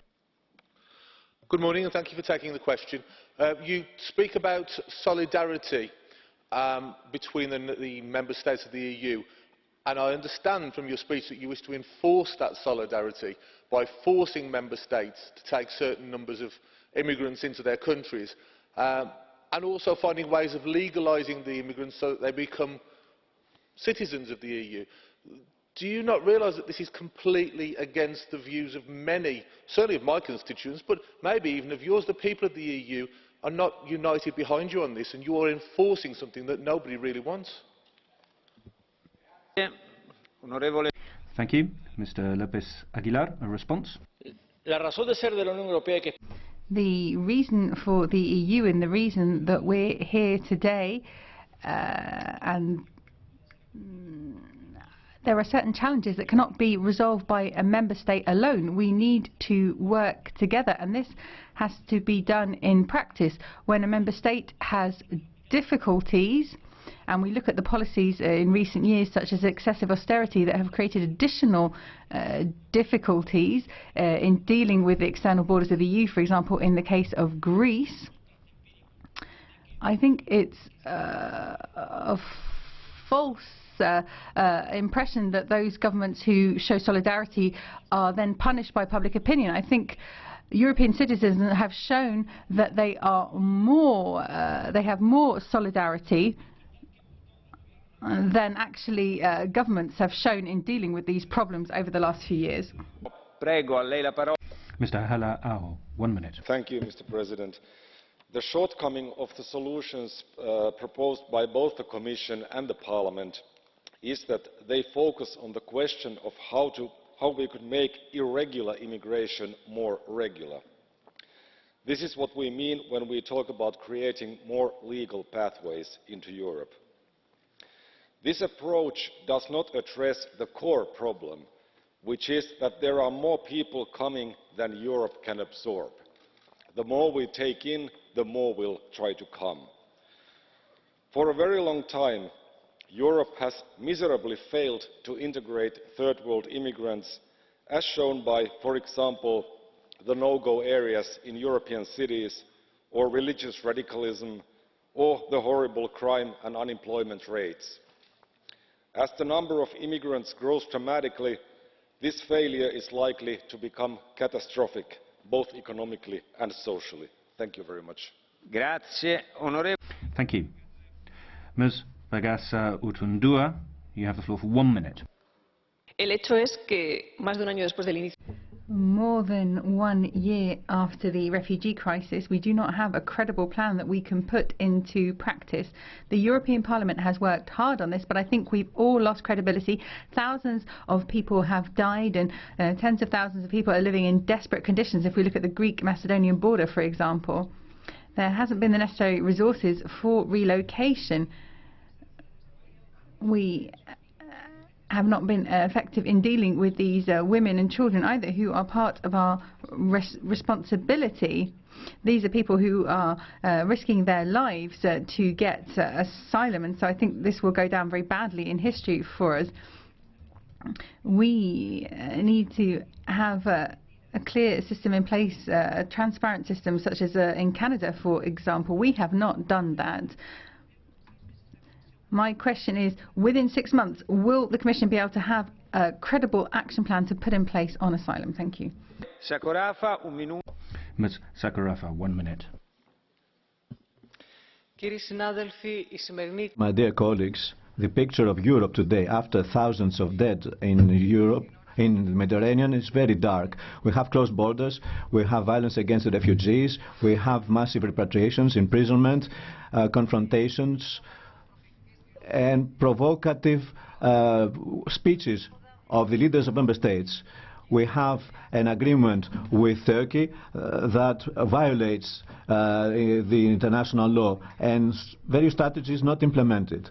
Colleagues, today's resolution, even late as it comes, and with negative points, tries to follow the framework and the practices imposed by international agreements. First of all, we need permanent operations of search and rescue in the Mediterranean. We need safe pathways for the immigrations and also relocation possibility. We recognize that Dublin has failed and we need a new regulation with shared responsibilities, protection of children and reunification of families. And finally, we are claiming penalties imposed on the member states that follow tactics of sending the refugees back. Is even a step ahead. Mi scusi, lei in mezzo alla strada. Terribly sorry. Could you perhaps just move slightly? Signore. Sir, gentleman in the way there. Could you just move out of the way, please? Thank you. There is a question for you. Will you accept it? Please go ahead. You talk about international law not being implemented, and you talk about pathways. Have you thought about it? The Commission, Mr. Avramopoulos is here. Have you thought about asking Qatar, Kuwait, Saudi Arabia, all those Muslim countries in the Middle East, if they'd like to take their share? Because at the moment they've taken zero. La sua risposta, prego. A response, please.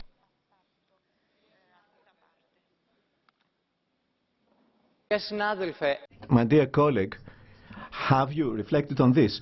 Did you ask to take your share of responsibility? Your Prime Minister has stated that he used fake data in order to attack Iraq and to destroy a whole country. Have you ever thought that as a people about this? Did you think what responsibilities you have vis-à-vis all these people, that they oblige them to leave their homes, their children are hungry, and they're obliged to be refugees in the whole of Europe and begging to live like human beings? Have you ever reflected on this?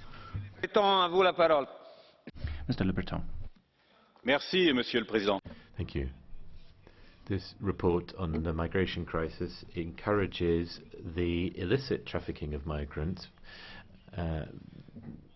but at the same time we're trying to save the Schengen area. But worse still, there are measures which attack the identities of European peoples, and so we have to set up two different forms of legal migration, one for asylum seekers, and the Commission wishes to set up safe routes for migrants, and then the other one for economic migrants, which the report wants to have in millions to replace European workers who we don't have because of the demographic crisis, rather than encouraging a higher birth rate. So instead of fighting against submersion by migrants, we've got a different approach which proves that we've got a technocratic oligarchy which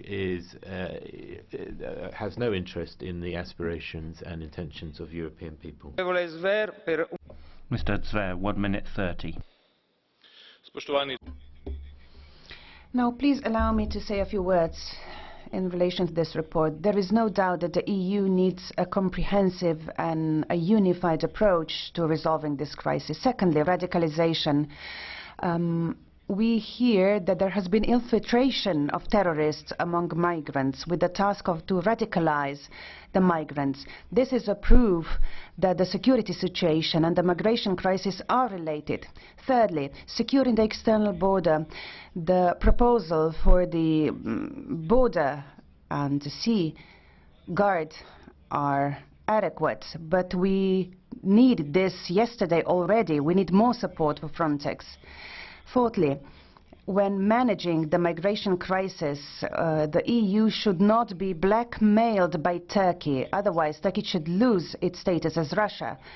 Fifthly, Macedonia. Macedonia has turned out to be a true ally to the EU. We managed to stop the Balkans route, and it enabled the agreement with Turkey. But paradoxically, the EU is still punishing Macedonia by not giving it a date for opening negotiations. And sixthly, I am against the dialogue culture which assumes that we should exchange our patterns, our culture with migrants.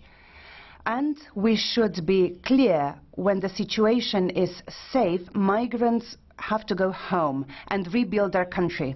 Minuto, prego Patrizia. Grazie. Patrizia Toia, 1 minute.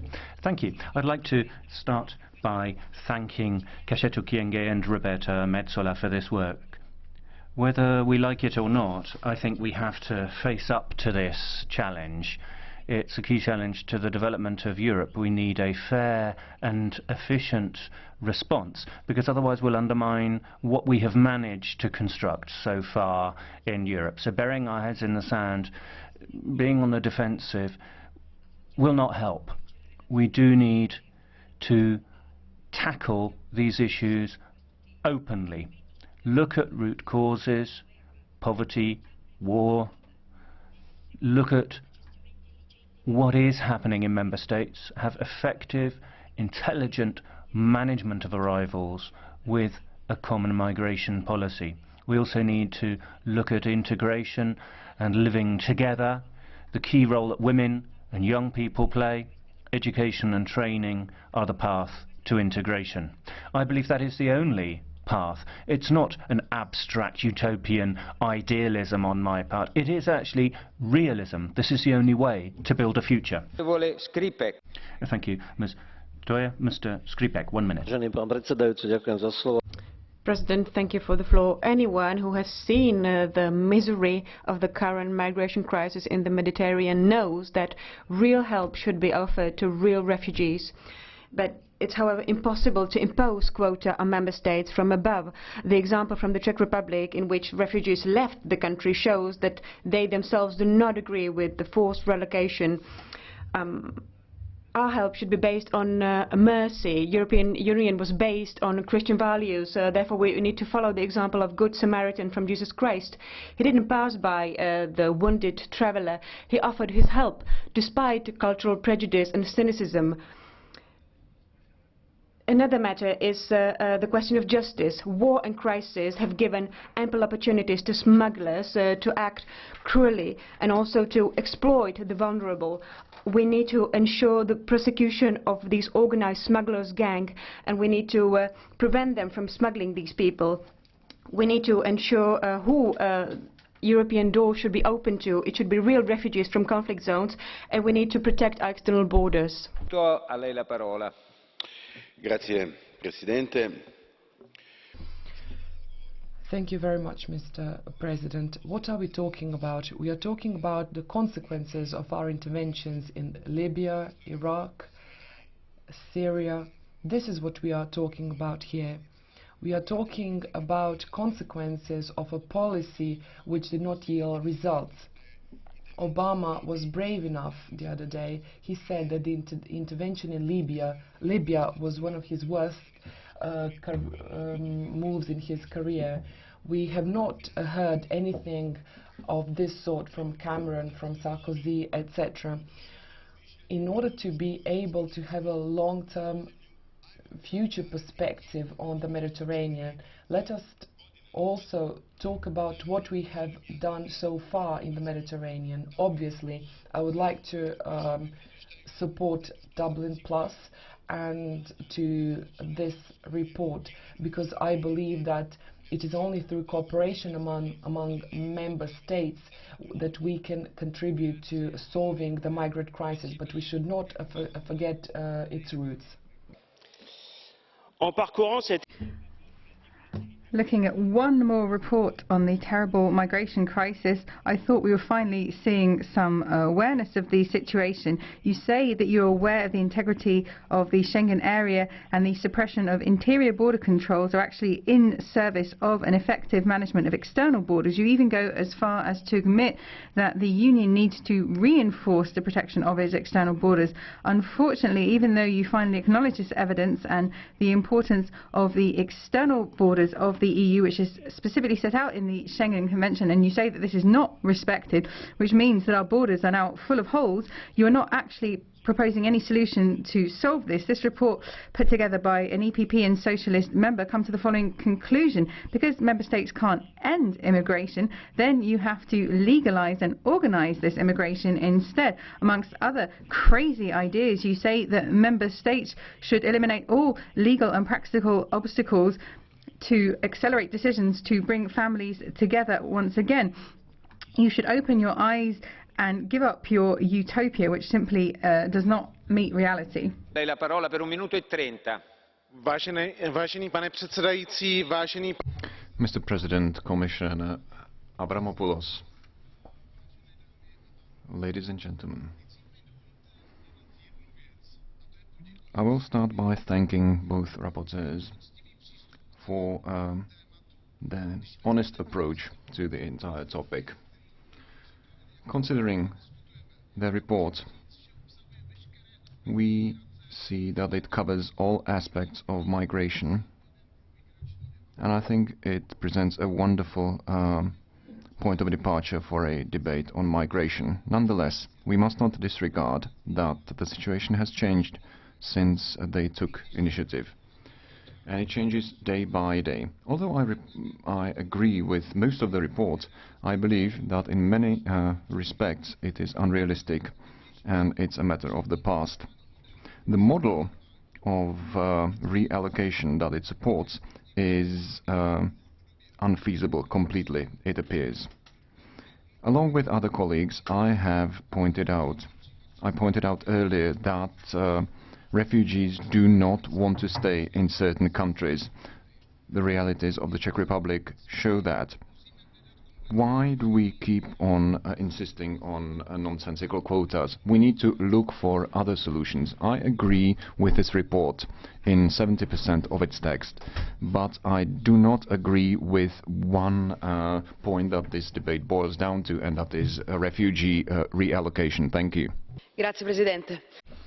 Thank you, President. I would like to thank the two co-rapporteurs, Ms. Metsola and Ms. Kyenge. It's been a long task.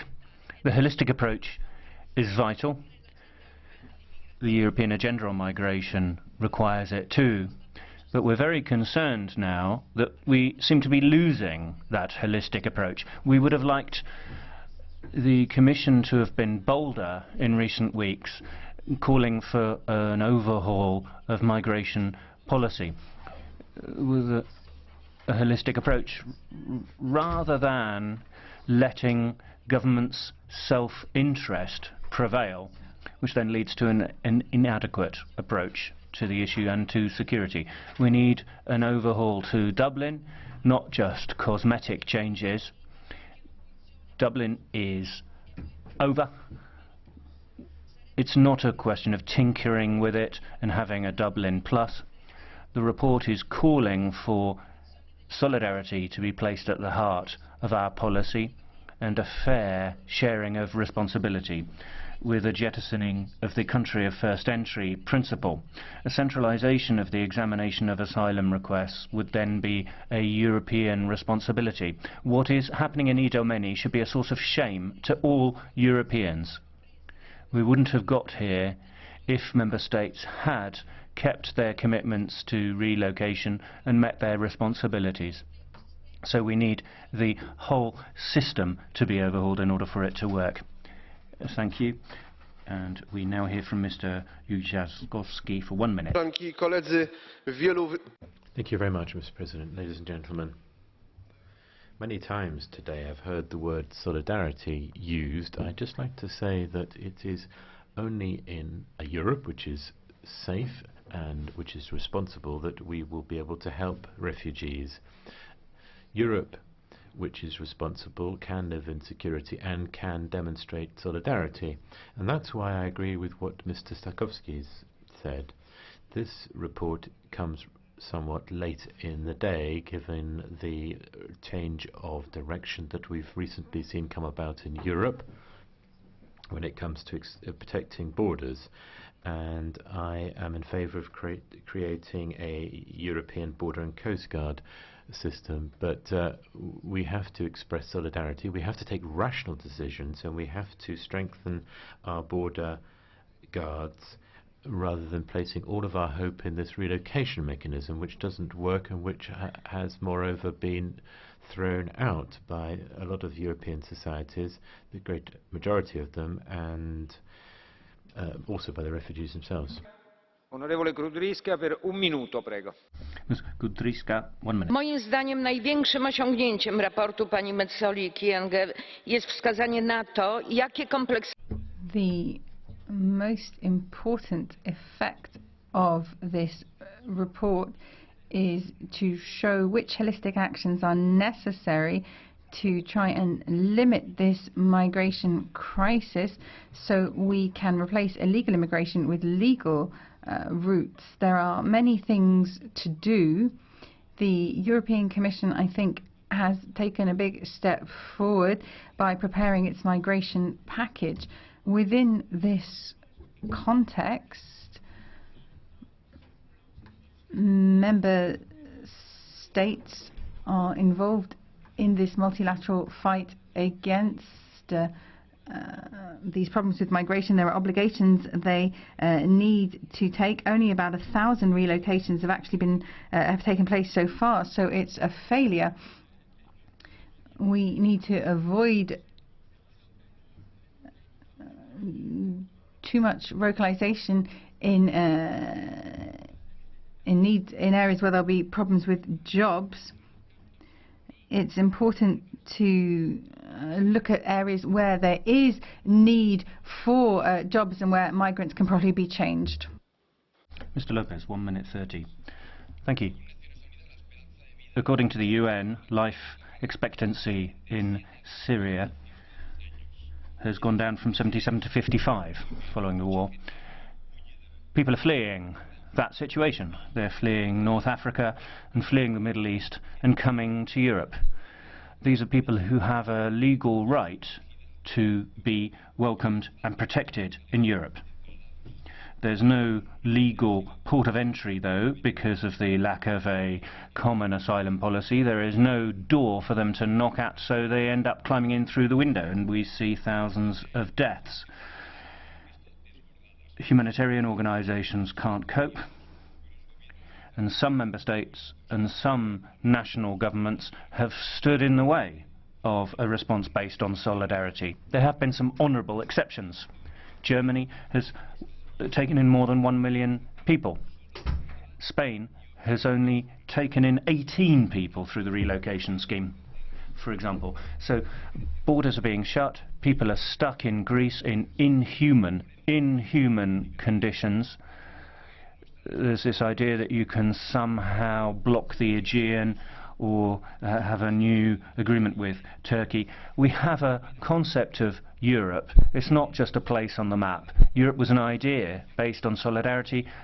We could have a common asylum policy, common migration policy, share the burden, have a proper relocation scheme, have integration and integration into the labour market. Ms. Gál, 1 minute. Thank you very much.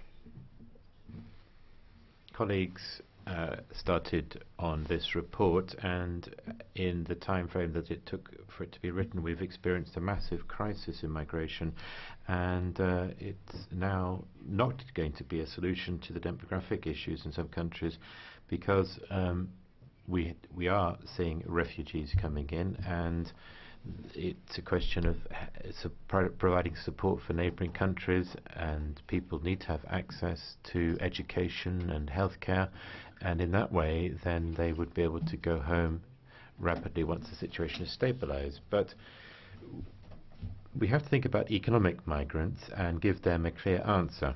Let there be no misunderstanding, because it could be understood as an invitation.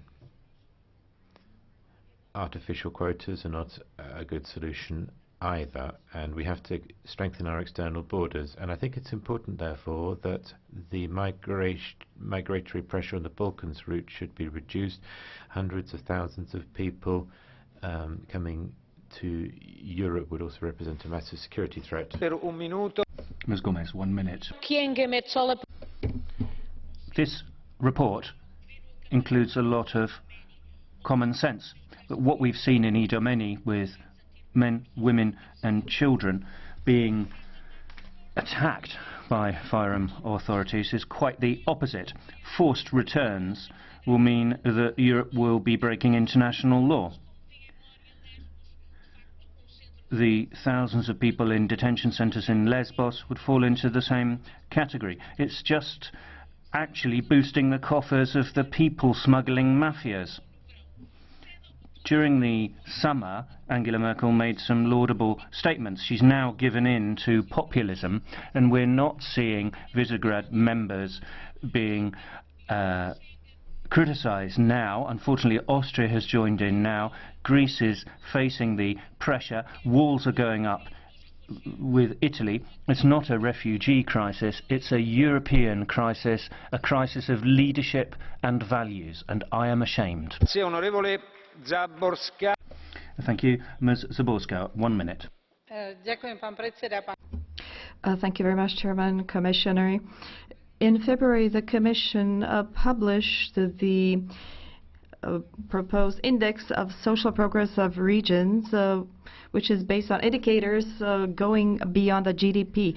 According to this index, the social progress in the so-called old member states is considerably higher than in the new ones, plus Italy and Greece. Exactly these states have a problem with the acceptance of refugees, and the index of social progress clarifies why. They have simply problems to ensure dignified living conditions even for a big part of their own population. It is not fair to force upon them the obligation to accept further dependent people from among refugees.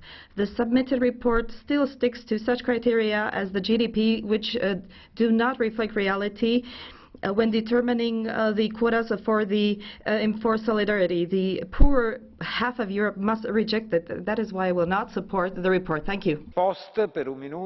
Ms. Post, 1 minute. Thank you, Mr. President. Everybody's talking about solidarity. The only solidarity I can see today is that human rights need to be upheld, and the fundamental values of the EU too. what we are witness to is that we're letting refugees in. We then subject them to an ever more authoritarian state. We have a candidate country threatening children and women with tear gas, and the EU is doing everything not to take its responsibility seriously when it comes to the requirements of the UN Refugee Convention.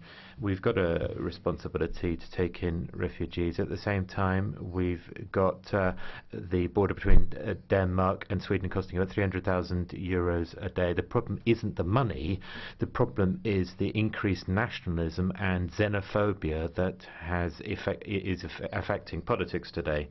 Now, this question is going to decide the future of the EU, and we have to send out a clear signal that there is a new direction in our migration policy based upon respect of human rights, and where we, in solidarity, support the fundamental values of the European Union. Refugees must be treated as people with their fundamental rights, whose life is worth saving and protecting. We need immediate measures to save lives and to create safe and legal pathways into the EU. Mrs. Winberg was talking about unemployment in Sweden. Let me point out that it's a lie. She's lying. It's actually 6% in Sweden, the unemployment rate today. Ms. Comey, 1 minute. Thank you, President.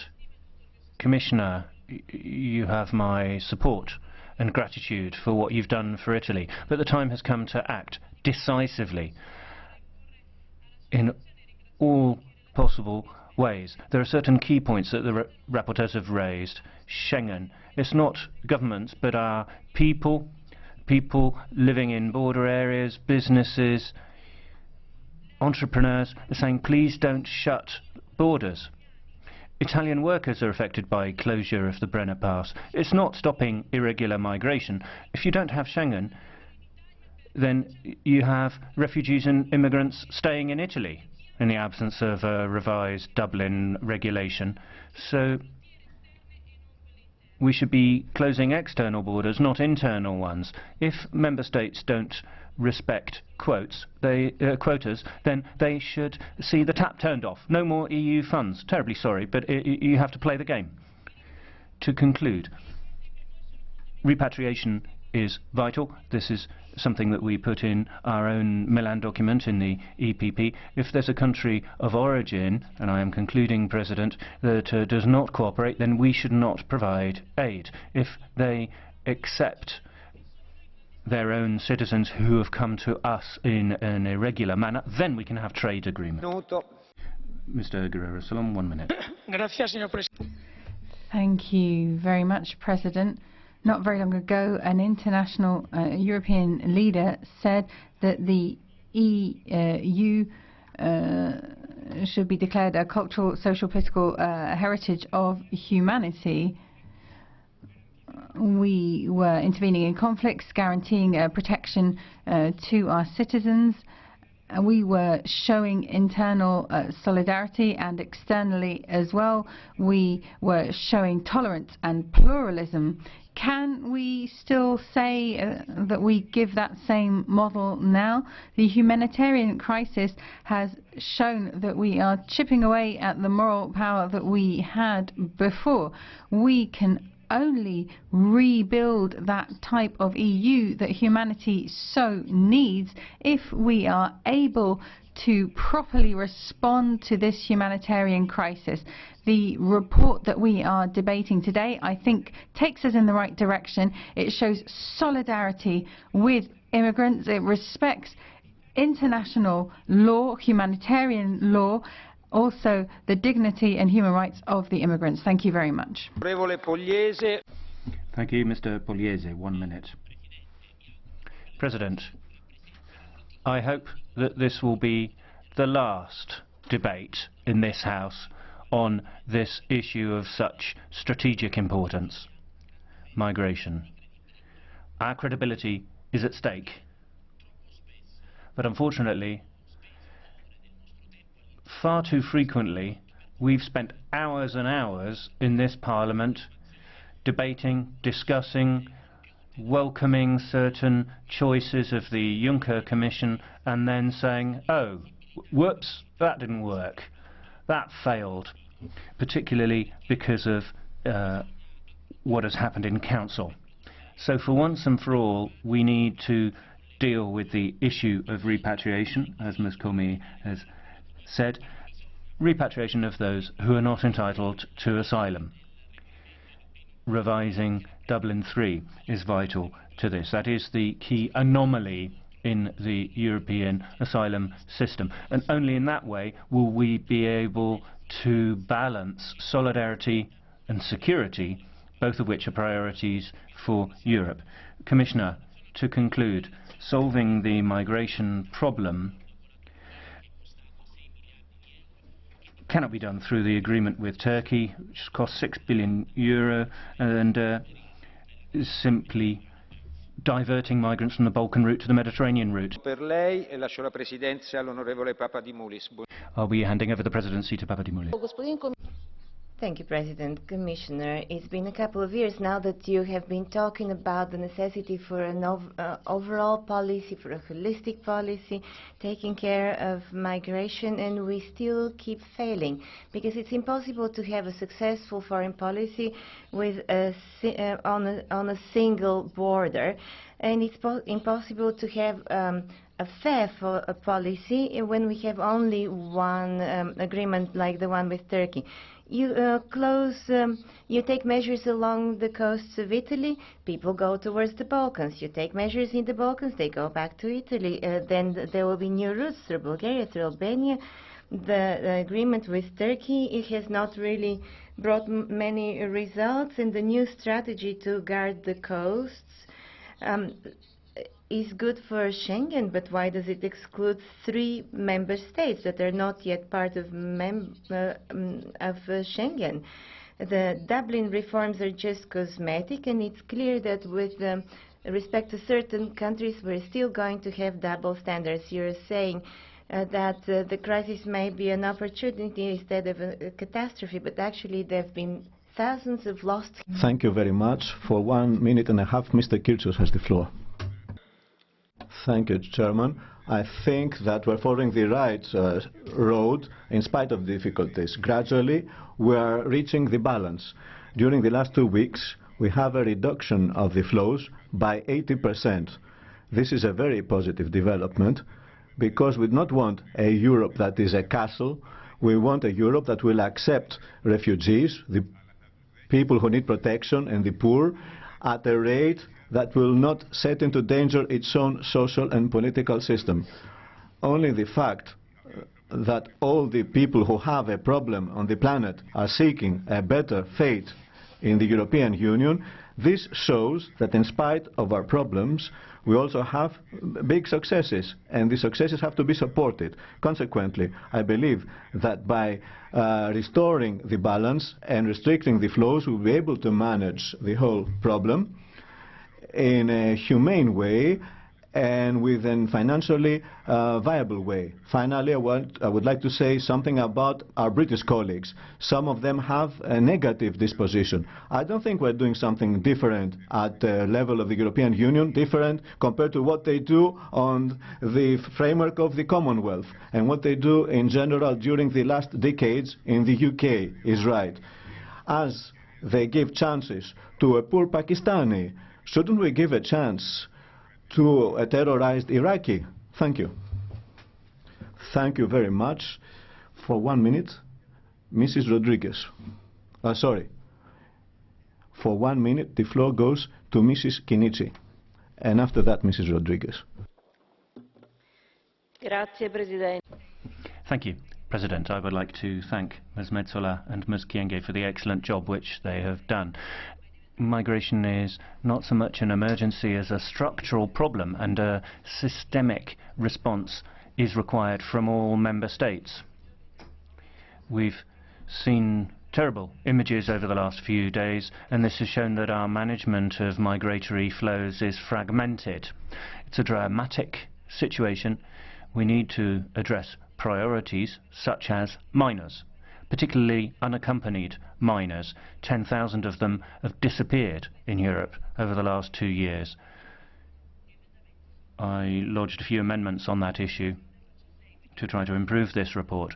I would like the Commission to note what was said in the European Agenda on Migration, a holistic approach to protecting unaccompanied minors, to ensure they do not disappear, and to try to protect them against the serious risks they face. Thank you. The floor goes to Mrs. Rodriguez for 1 minute. With this report, the European Parliament is asserting real European sovereignty, bringing about a powerful, comprehensive and coordinated response to the refugees crisis. The priorities are clear. We need to address the root causes in our neighbourhood countries. We need to ensure proper reception, redistribution and integration of refugees across Europe. And third, we need to build up a real European border. But we need to have a clear vision about what should be a European border. This is not a wall, this is rather a border system ensuring control of the movements, but most of all, decent, dignified reception and distribution of refugees in connection with the relocation centres and in connection with all the system of resettlement in our neighbourhood countries. I believe that the next step, which is decisive, is to replace the Dublin system by a real European system. And we should be clear, all member states which want to benefit from this European border must give a contribution to this European asylum system. The floor goes for 1 minute to Mr. Geyer.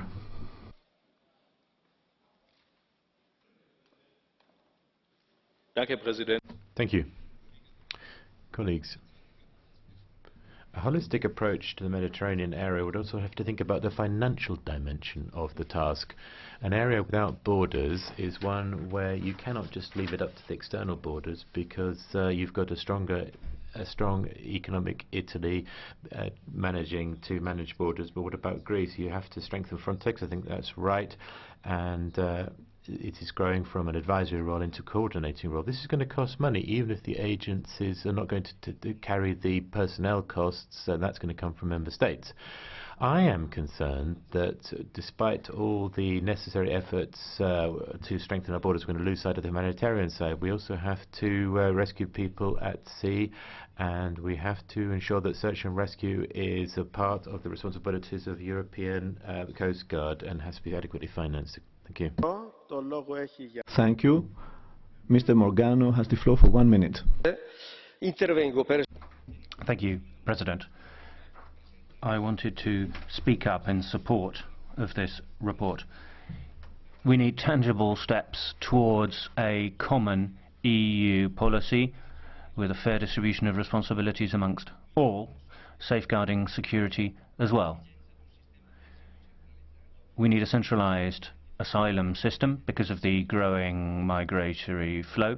We need humanitarian corridors, legal means of access, humanitarian admissions and humanitarian visas, so that people can enter the EU without risking their own lives and giving money to people smugglers. The Archbishop of Athens and the Pope met to discuss the situation in the Aegean, and we need to build bridges, not walls, as he said. We need solidarity, realism and tangible action. Thank you very much. Mrs. Beres has the floor for 1 minute. Thank you very much, President.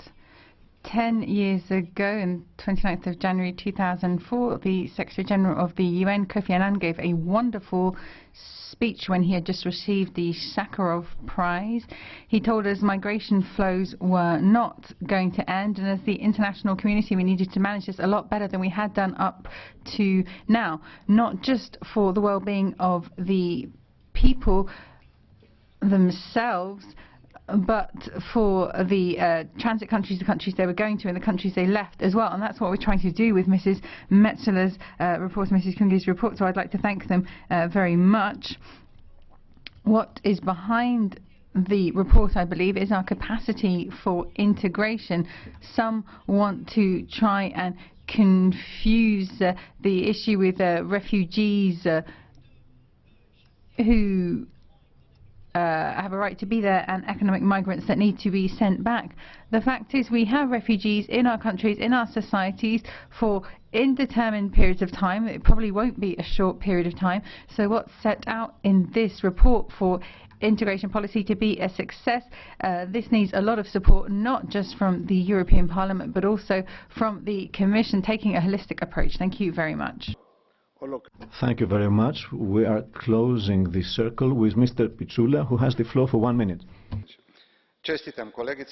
I would like to congratulate my colleagues on this report. I especially agree with the calls to work on the blue card system as well as on the Dublin system. We need to regulate the migrants' participation in the labor market and mutually recognize the asylum applications between the member countries. When it comes to search and rescue, we need to work together as well as to divide responsibilities when it comes to relocation.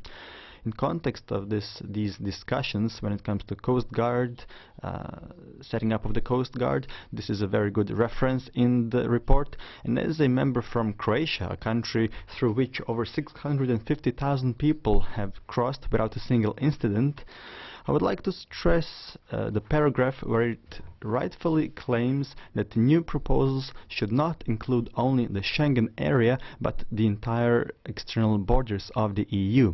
It would be good that future EU control policies, border control policies and migration policies should have support from the European Parliament as well. Thank you. Thank you very much. We've finished with the list of speakers.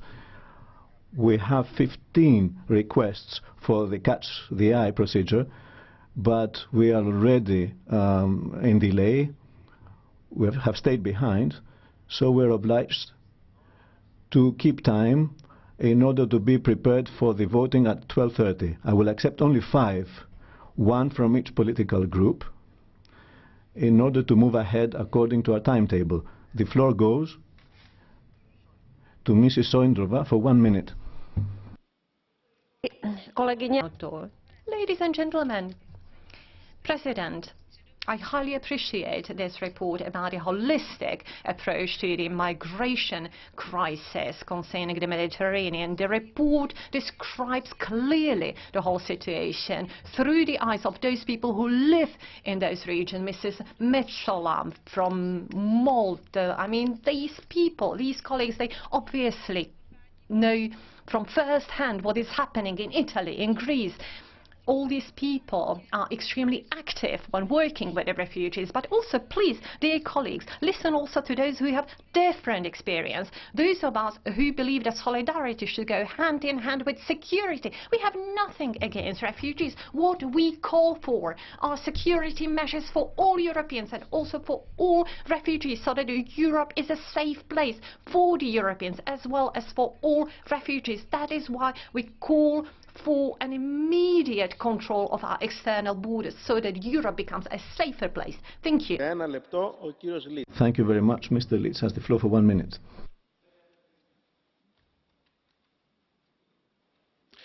Sehr geehrter Herr Präsident, die Lage der Flüchtlinge. Mr. President, the situation in the Mediterranean for refugees is catastrophic, and it's a scandal that thousands of people are drowning on their way to Europe in the Mediterranean. I would like to thank the rapporteurs for having seen the necessity of an holistic approach to migration for the EU. The Mare Nostrum program has tried to sort out what the member states have failed to do, and I would like to thank also members of civil society for helping to do so. Then there are the SOS Mediterranean private initiative, which is a German, French and Italian initiative. joint initiative, and since last May they've been working and are prepared to see, and we're prepared to see a better debate on the causes of migration. And I would like to thank the Commission for having decided to reform the old Dublin regulation and put in place a permanent relocation mechanism. Thank you very much. Thank you very much. Mr. Marias has the floor for 1 minute. Thank you, Chairman. My dear colleagues, the situation in Greece after the flux of refugees and illegal immigrants is at its limits. Thousands of refugees are closed in Idomeni at the borders with Fyrom.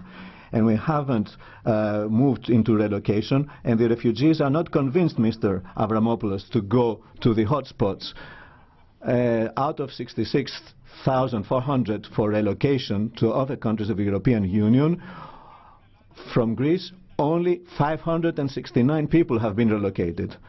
And the people from Fyrom are violating the sovereignty of Greece, and they attacked with caoutchouc bullets, with chemicals and various other means against women and children, and wounding hundreds of them. Mr. Avramopoulos, immediately we should implement the relocation procedure, at least of 6,000 refugees per month, as you've already said. Also, systematically, we should implement the agreement of the European Union with Turkey, and Ankara should stop the illegal immigration flows towards the islands of the Aegean. Thank you, Chairman. I thank you as well.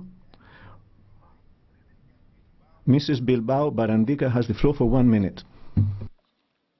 Gracias, presidente. Thank you very much, President. We need a holistic and humane approach to integration with the immigration to the EU if we want to resolve this crisis. I very much appreciate your efforts, but what I've heard most is we need to improve, we need to create, we need to substitute, but really we see thousands of people who are missing. We see these refugee camps which make us ashamed. We're tired of just debates and words. We need specific proposals like the ones we see in the report today. So I would like to ask you, when do you think you will put in place these measures? Do you have a firm commitment from the member states who are closing borders, who are refusing to take their quotas? We need clear responses here and a clear commitment from the member states. They are simply being an obstacle right now in managing this crisis. What tools do you have to ensure that member states act on with criteria based on democracy and social justice? I would like very much, Commissioner, if you could respond to these 3 questions. Thank you. Thank you very much. Mr. Silikiotis has the floor for 1 minute. And here we are closing the list of the speakers on the procedure of Catch the Eye. We had representatives of the political groups who took the floor. The first who asked for the floor on behalf of the political groups. Mr. Silikiotis, you have the floor. Thank you, Chairman. My dear colleagues, in order to face the refugee crisis, as it's mentioned in the report, we need solidarity in practice. We have to recognize the failure of the regulation of Dublin, and we have to create safe pathways, and all the member states should face the responsibilities and to protect the rights of refugees. The report, we support also the military, the inhuman military operations, NATO and the Aegean, and turning Europe into a castle. And we cannot accept the claim for the action between of the implementation of the agreement of the European Union with Turkey. It's an agreement that we feel is violating the international law, something that the United Nations have denounced. The military interventions in the region have caused these flows. The crime has to stop. We have to support the member states accepting the bigger number of refugees. The European Union has hotspots that have turned into concentration camps, and the European Union is violating the human rights of the refugees. Thank you, says the Chairman. Now the floor goes to the Commissioner, Mr. Dimitris Avramopoulos, on behalf of the European Commission. Thank you very much, Chairman, says Mr. Avramopoulos.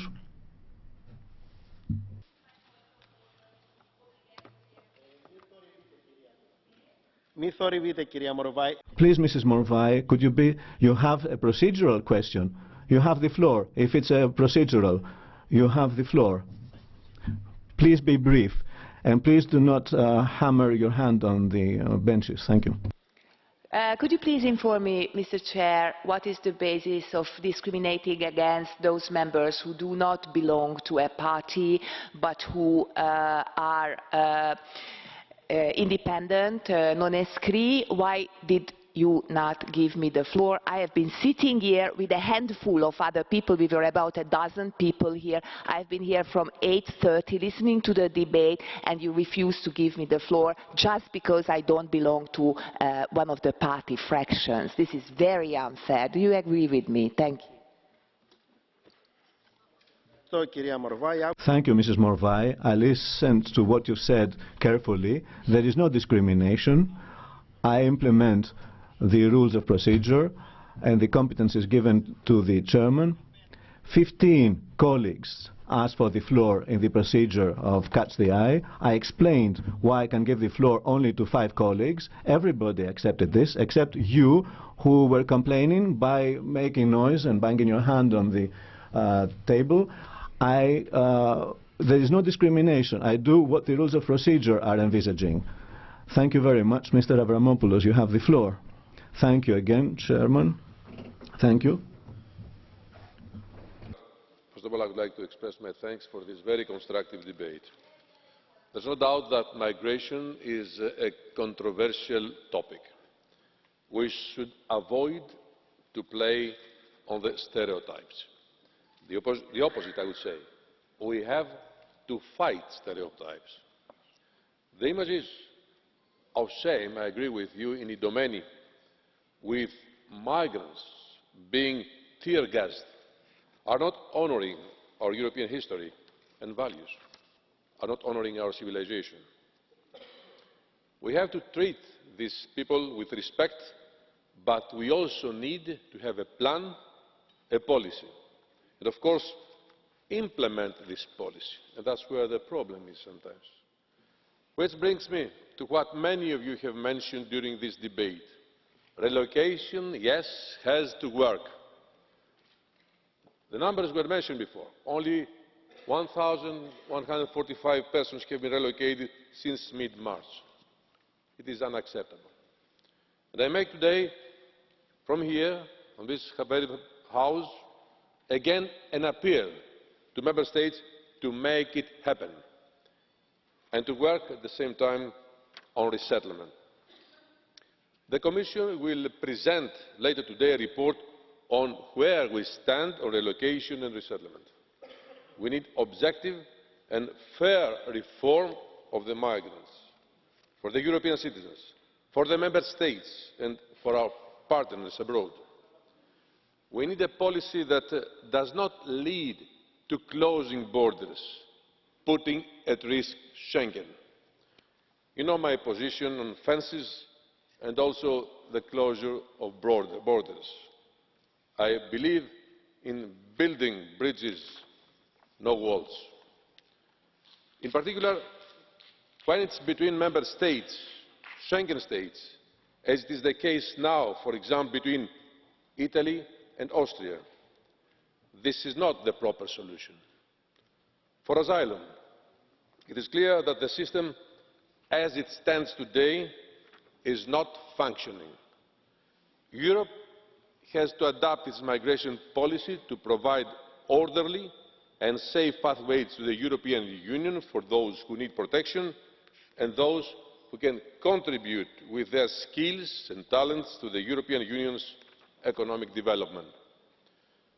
We need to share responsibility, reduce irregular arrivals, prevent and sanction secondary movements. Let me be clear here, however. We do not want a cosmetic reform. We want an ambitious and substantial improvement of Dublin, which leads to fair outcomes for everyone. A key point that some of you mentioned. Children need protection, especially those who are unaccompanied, and this is what we have to ensure by all means. Many of you mentioned the EU-Turkey deal. Let me be frank with you. What we try to do is to use the opportunity of the common challenges we are facing, both the European Union and Turkey, in order to better respond to them and through this cooperation to come closer. This can be only beneficial for both.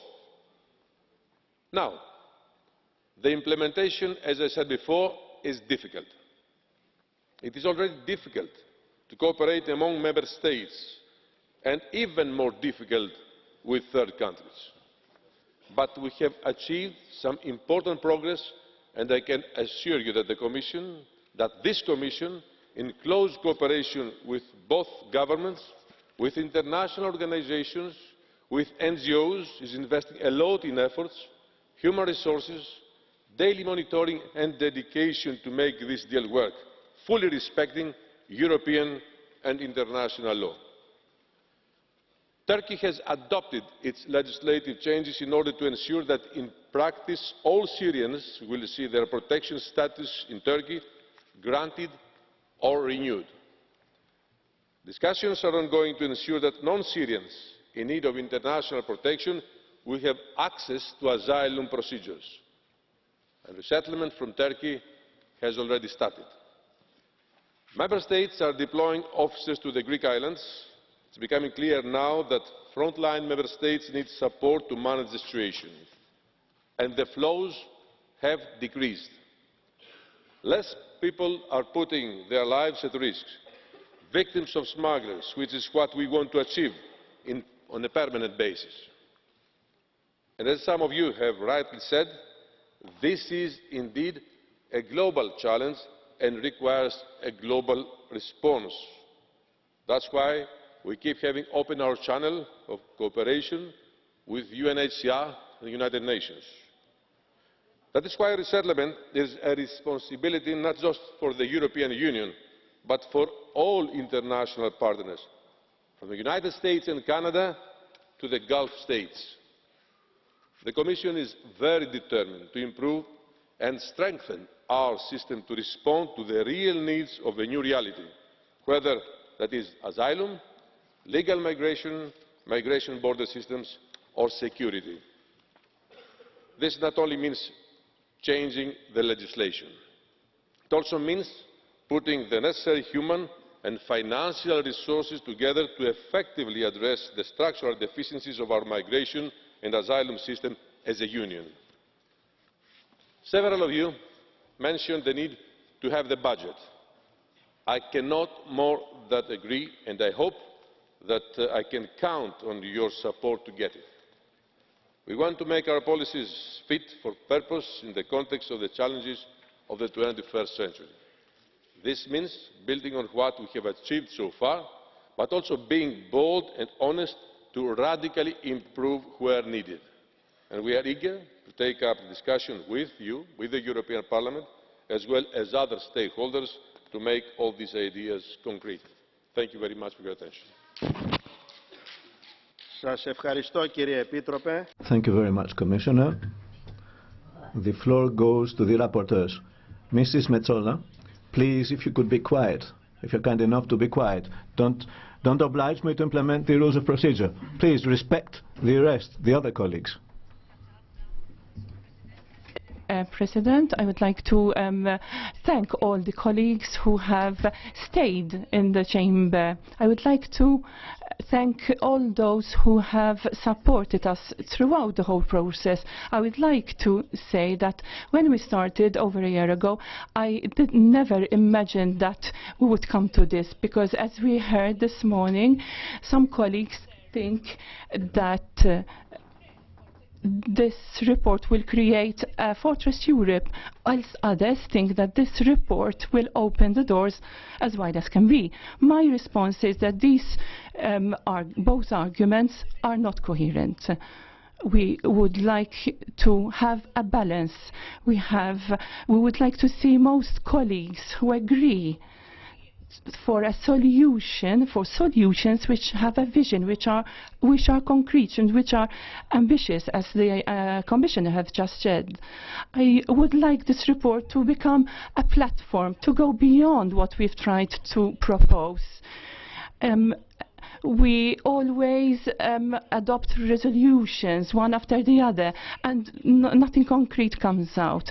I would like to send a very clear message with this report from this institution, so that we have concrete action on immigration.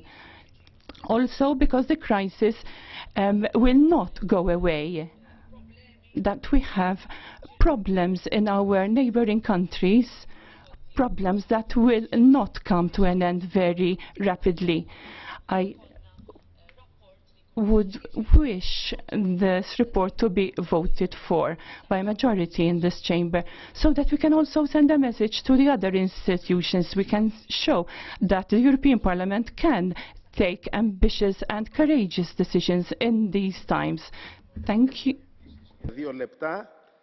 Thank you very much. Ms. Kyenge has the floor for 2 minutes. Thank you, President. I'd like to thank all those fellow members who've made contributions to this debate, and I would also like to thank all those who assisted us in drafting the report. Commissioner, you must wonder, as I do, whether we will manage to turn this crisis into an opportunity. Will we manage to lay the foundations for a new society based on human mobility? Will we manage to lay the foundations for a common migration policy that will meet the challenges of the 21st century? Yes, President, we will do it. But we need to base our future policies on human rights and fundamental freedoms, the principles enshrined in international law. What we are currently seeing on the Greece-Macedonia border is shameful. Member States need to take on board responsibility for their own actions. This report is the first step in a political process that will only be successful if we can stand united. It is up to Member States to decide that these new policies of closing themselves off, seeing migratory flows as an invasion, must come to an end. 0.2% of population as a figure for a target for migration will not work if people are fleeing war or people are simply looking for a better life on our territory. We should not criminalize people or penalize those who are facing such difficult situations. People have been bandying around the term Molenbeek. That kind of talk, I think, is populistic, with an eye on the elections. What we need to do now is take a different approach. We need to stand together. We need to pool our resources so that we can build a society that will be capable of managing migratory flows and that will be resilient when faced with migratory pressures. Thank you. This is the end of the discussion. The vote will take place today. The next Thank you very much. The next item on the agenda is the next on our agenda has to do with the measures in order to alleviate the crisis in the European agricultural sector. Mr. Siekierski has the floor for 5 minutes.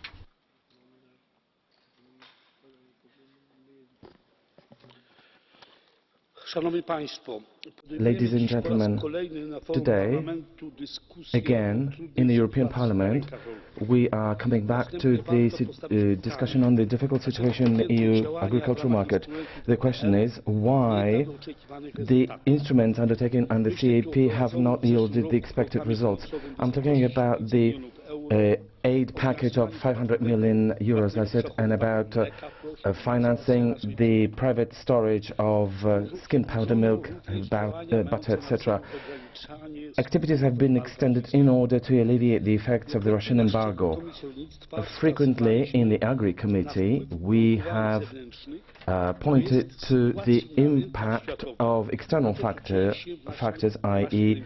the situation in the global markets that affect the EU markets. Recently, global food prices have been going down, up by 19% last year. Plus there's more output from Brazil, Argentina, and on top of that, the relative weakness of their currencies have only exacerbated the problem. As expected, this season, Brazil may supersede USA as the world's largest soy producer.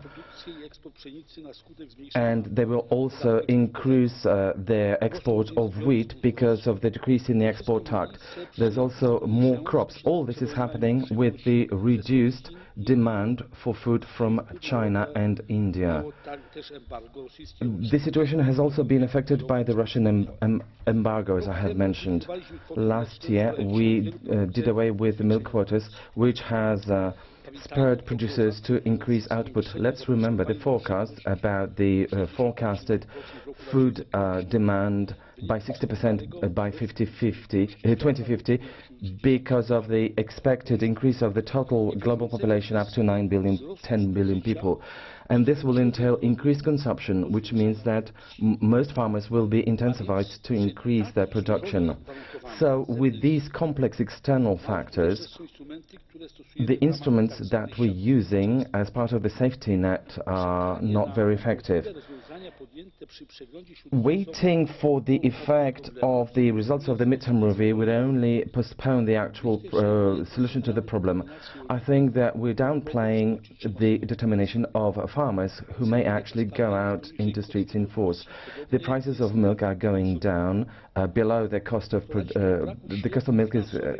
of milk is below the cost of production. Also, farmers lack money to continue production, which means farm may actually go out of business. Many farmers threatened with bankruptcy simply don't see any future for themselves in agriculture. This will cause a farm to grow bigger, the scale of production will grow bigger, and it will be more intensive, which means that we will do away with the European model of sustainable and environmentally friendly agriculture. In this context, we have more specific questions as part of this interrogation. Could the Commission elaborate on the next steps to be taken to alleviate pressures on farmers in the worst hit sectors? Secondly, how has the Commission evaluated the effectiveness of the 2015 aid package?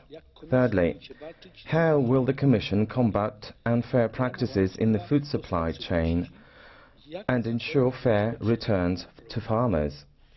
4. What precautions can be taken against effects on our agriculture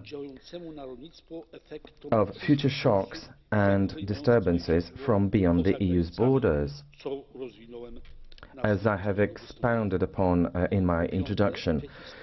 Fifthly, how will the Commission ensure that flexible and innovative financial instruments are available in a practical form to producers,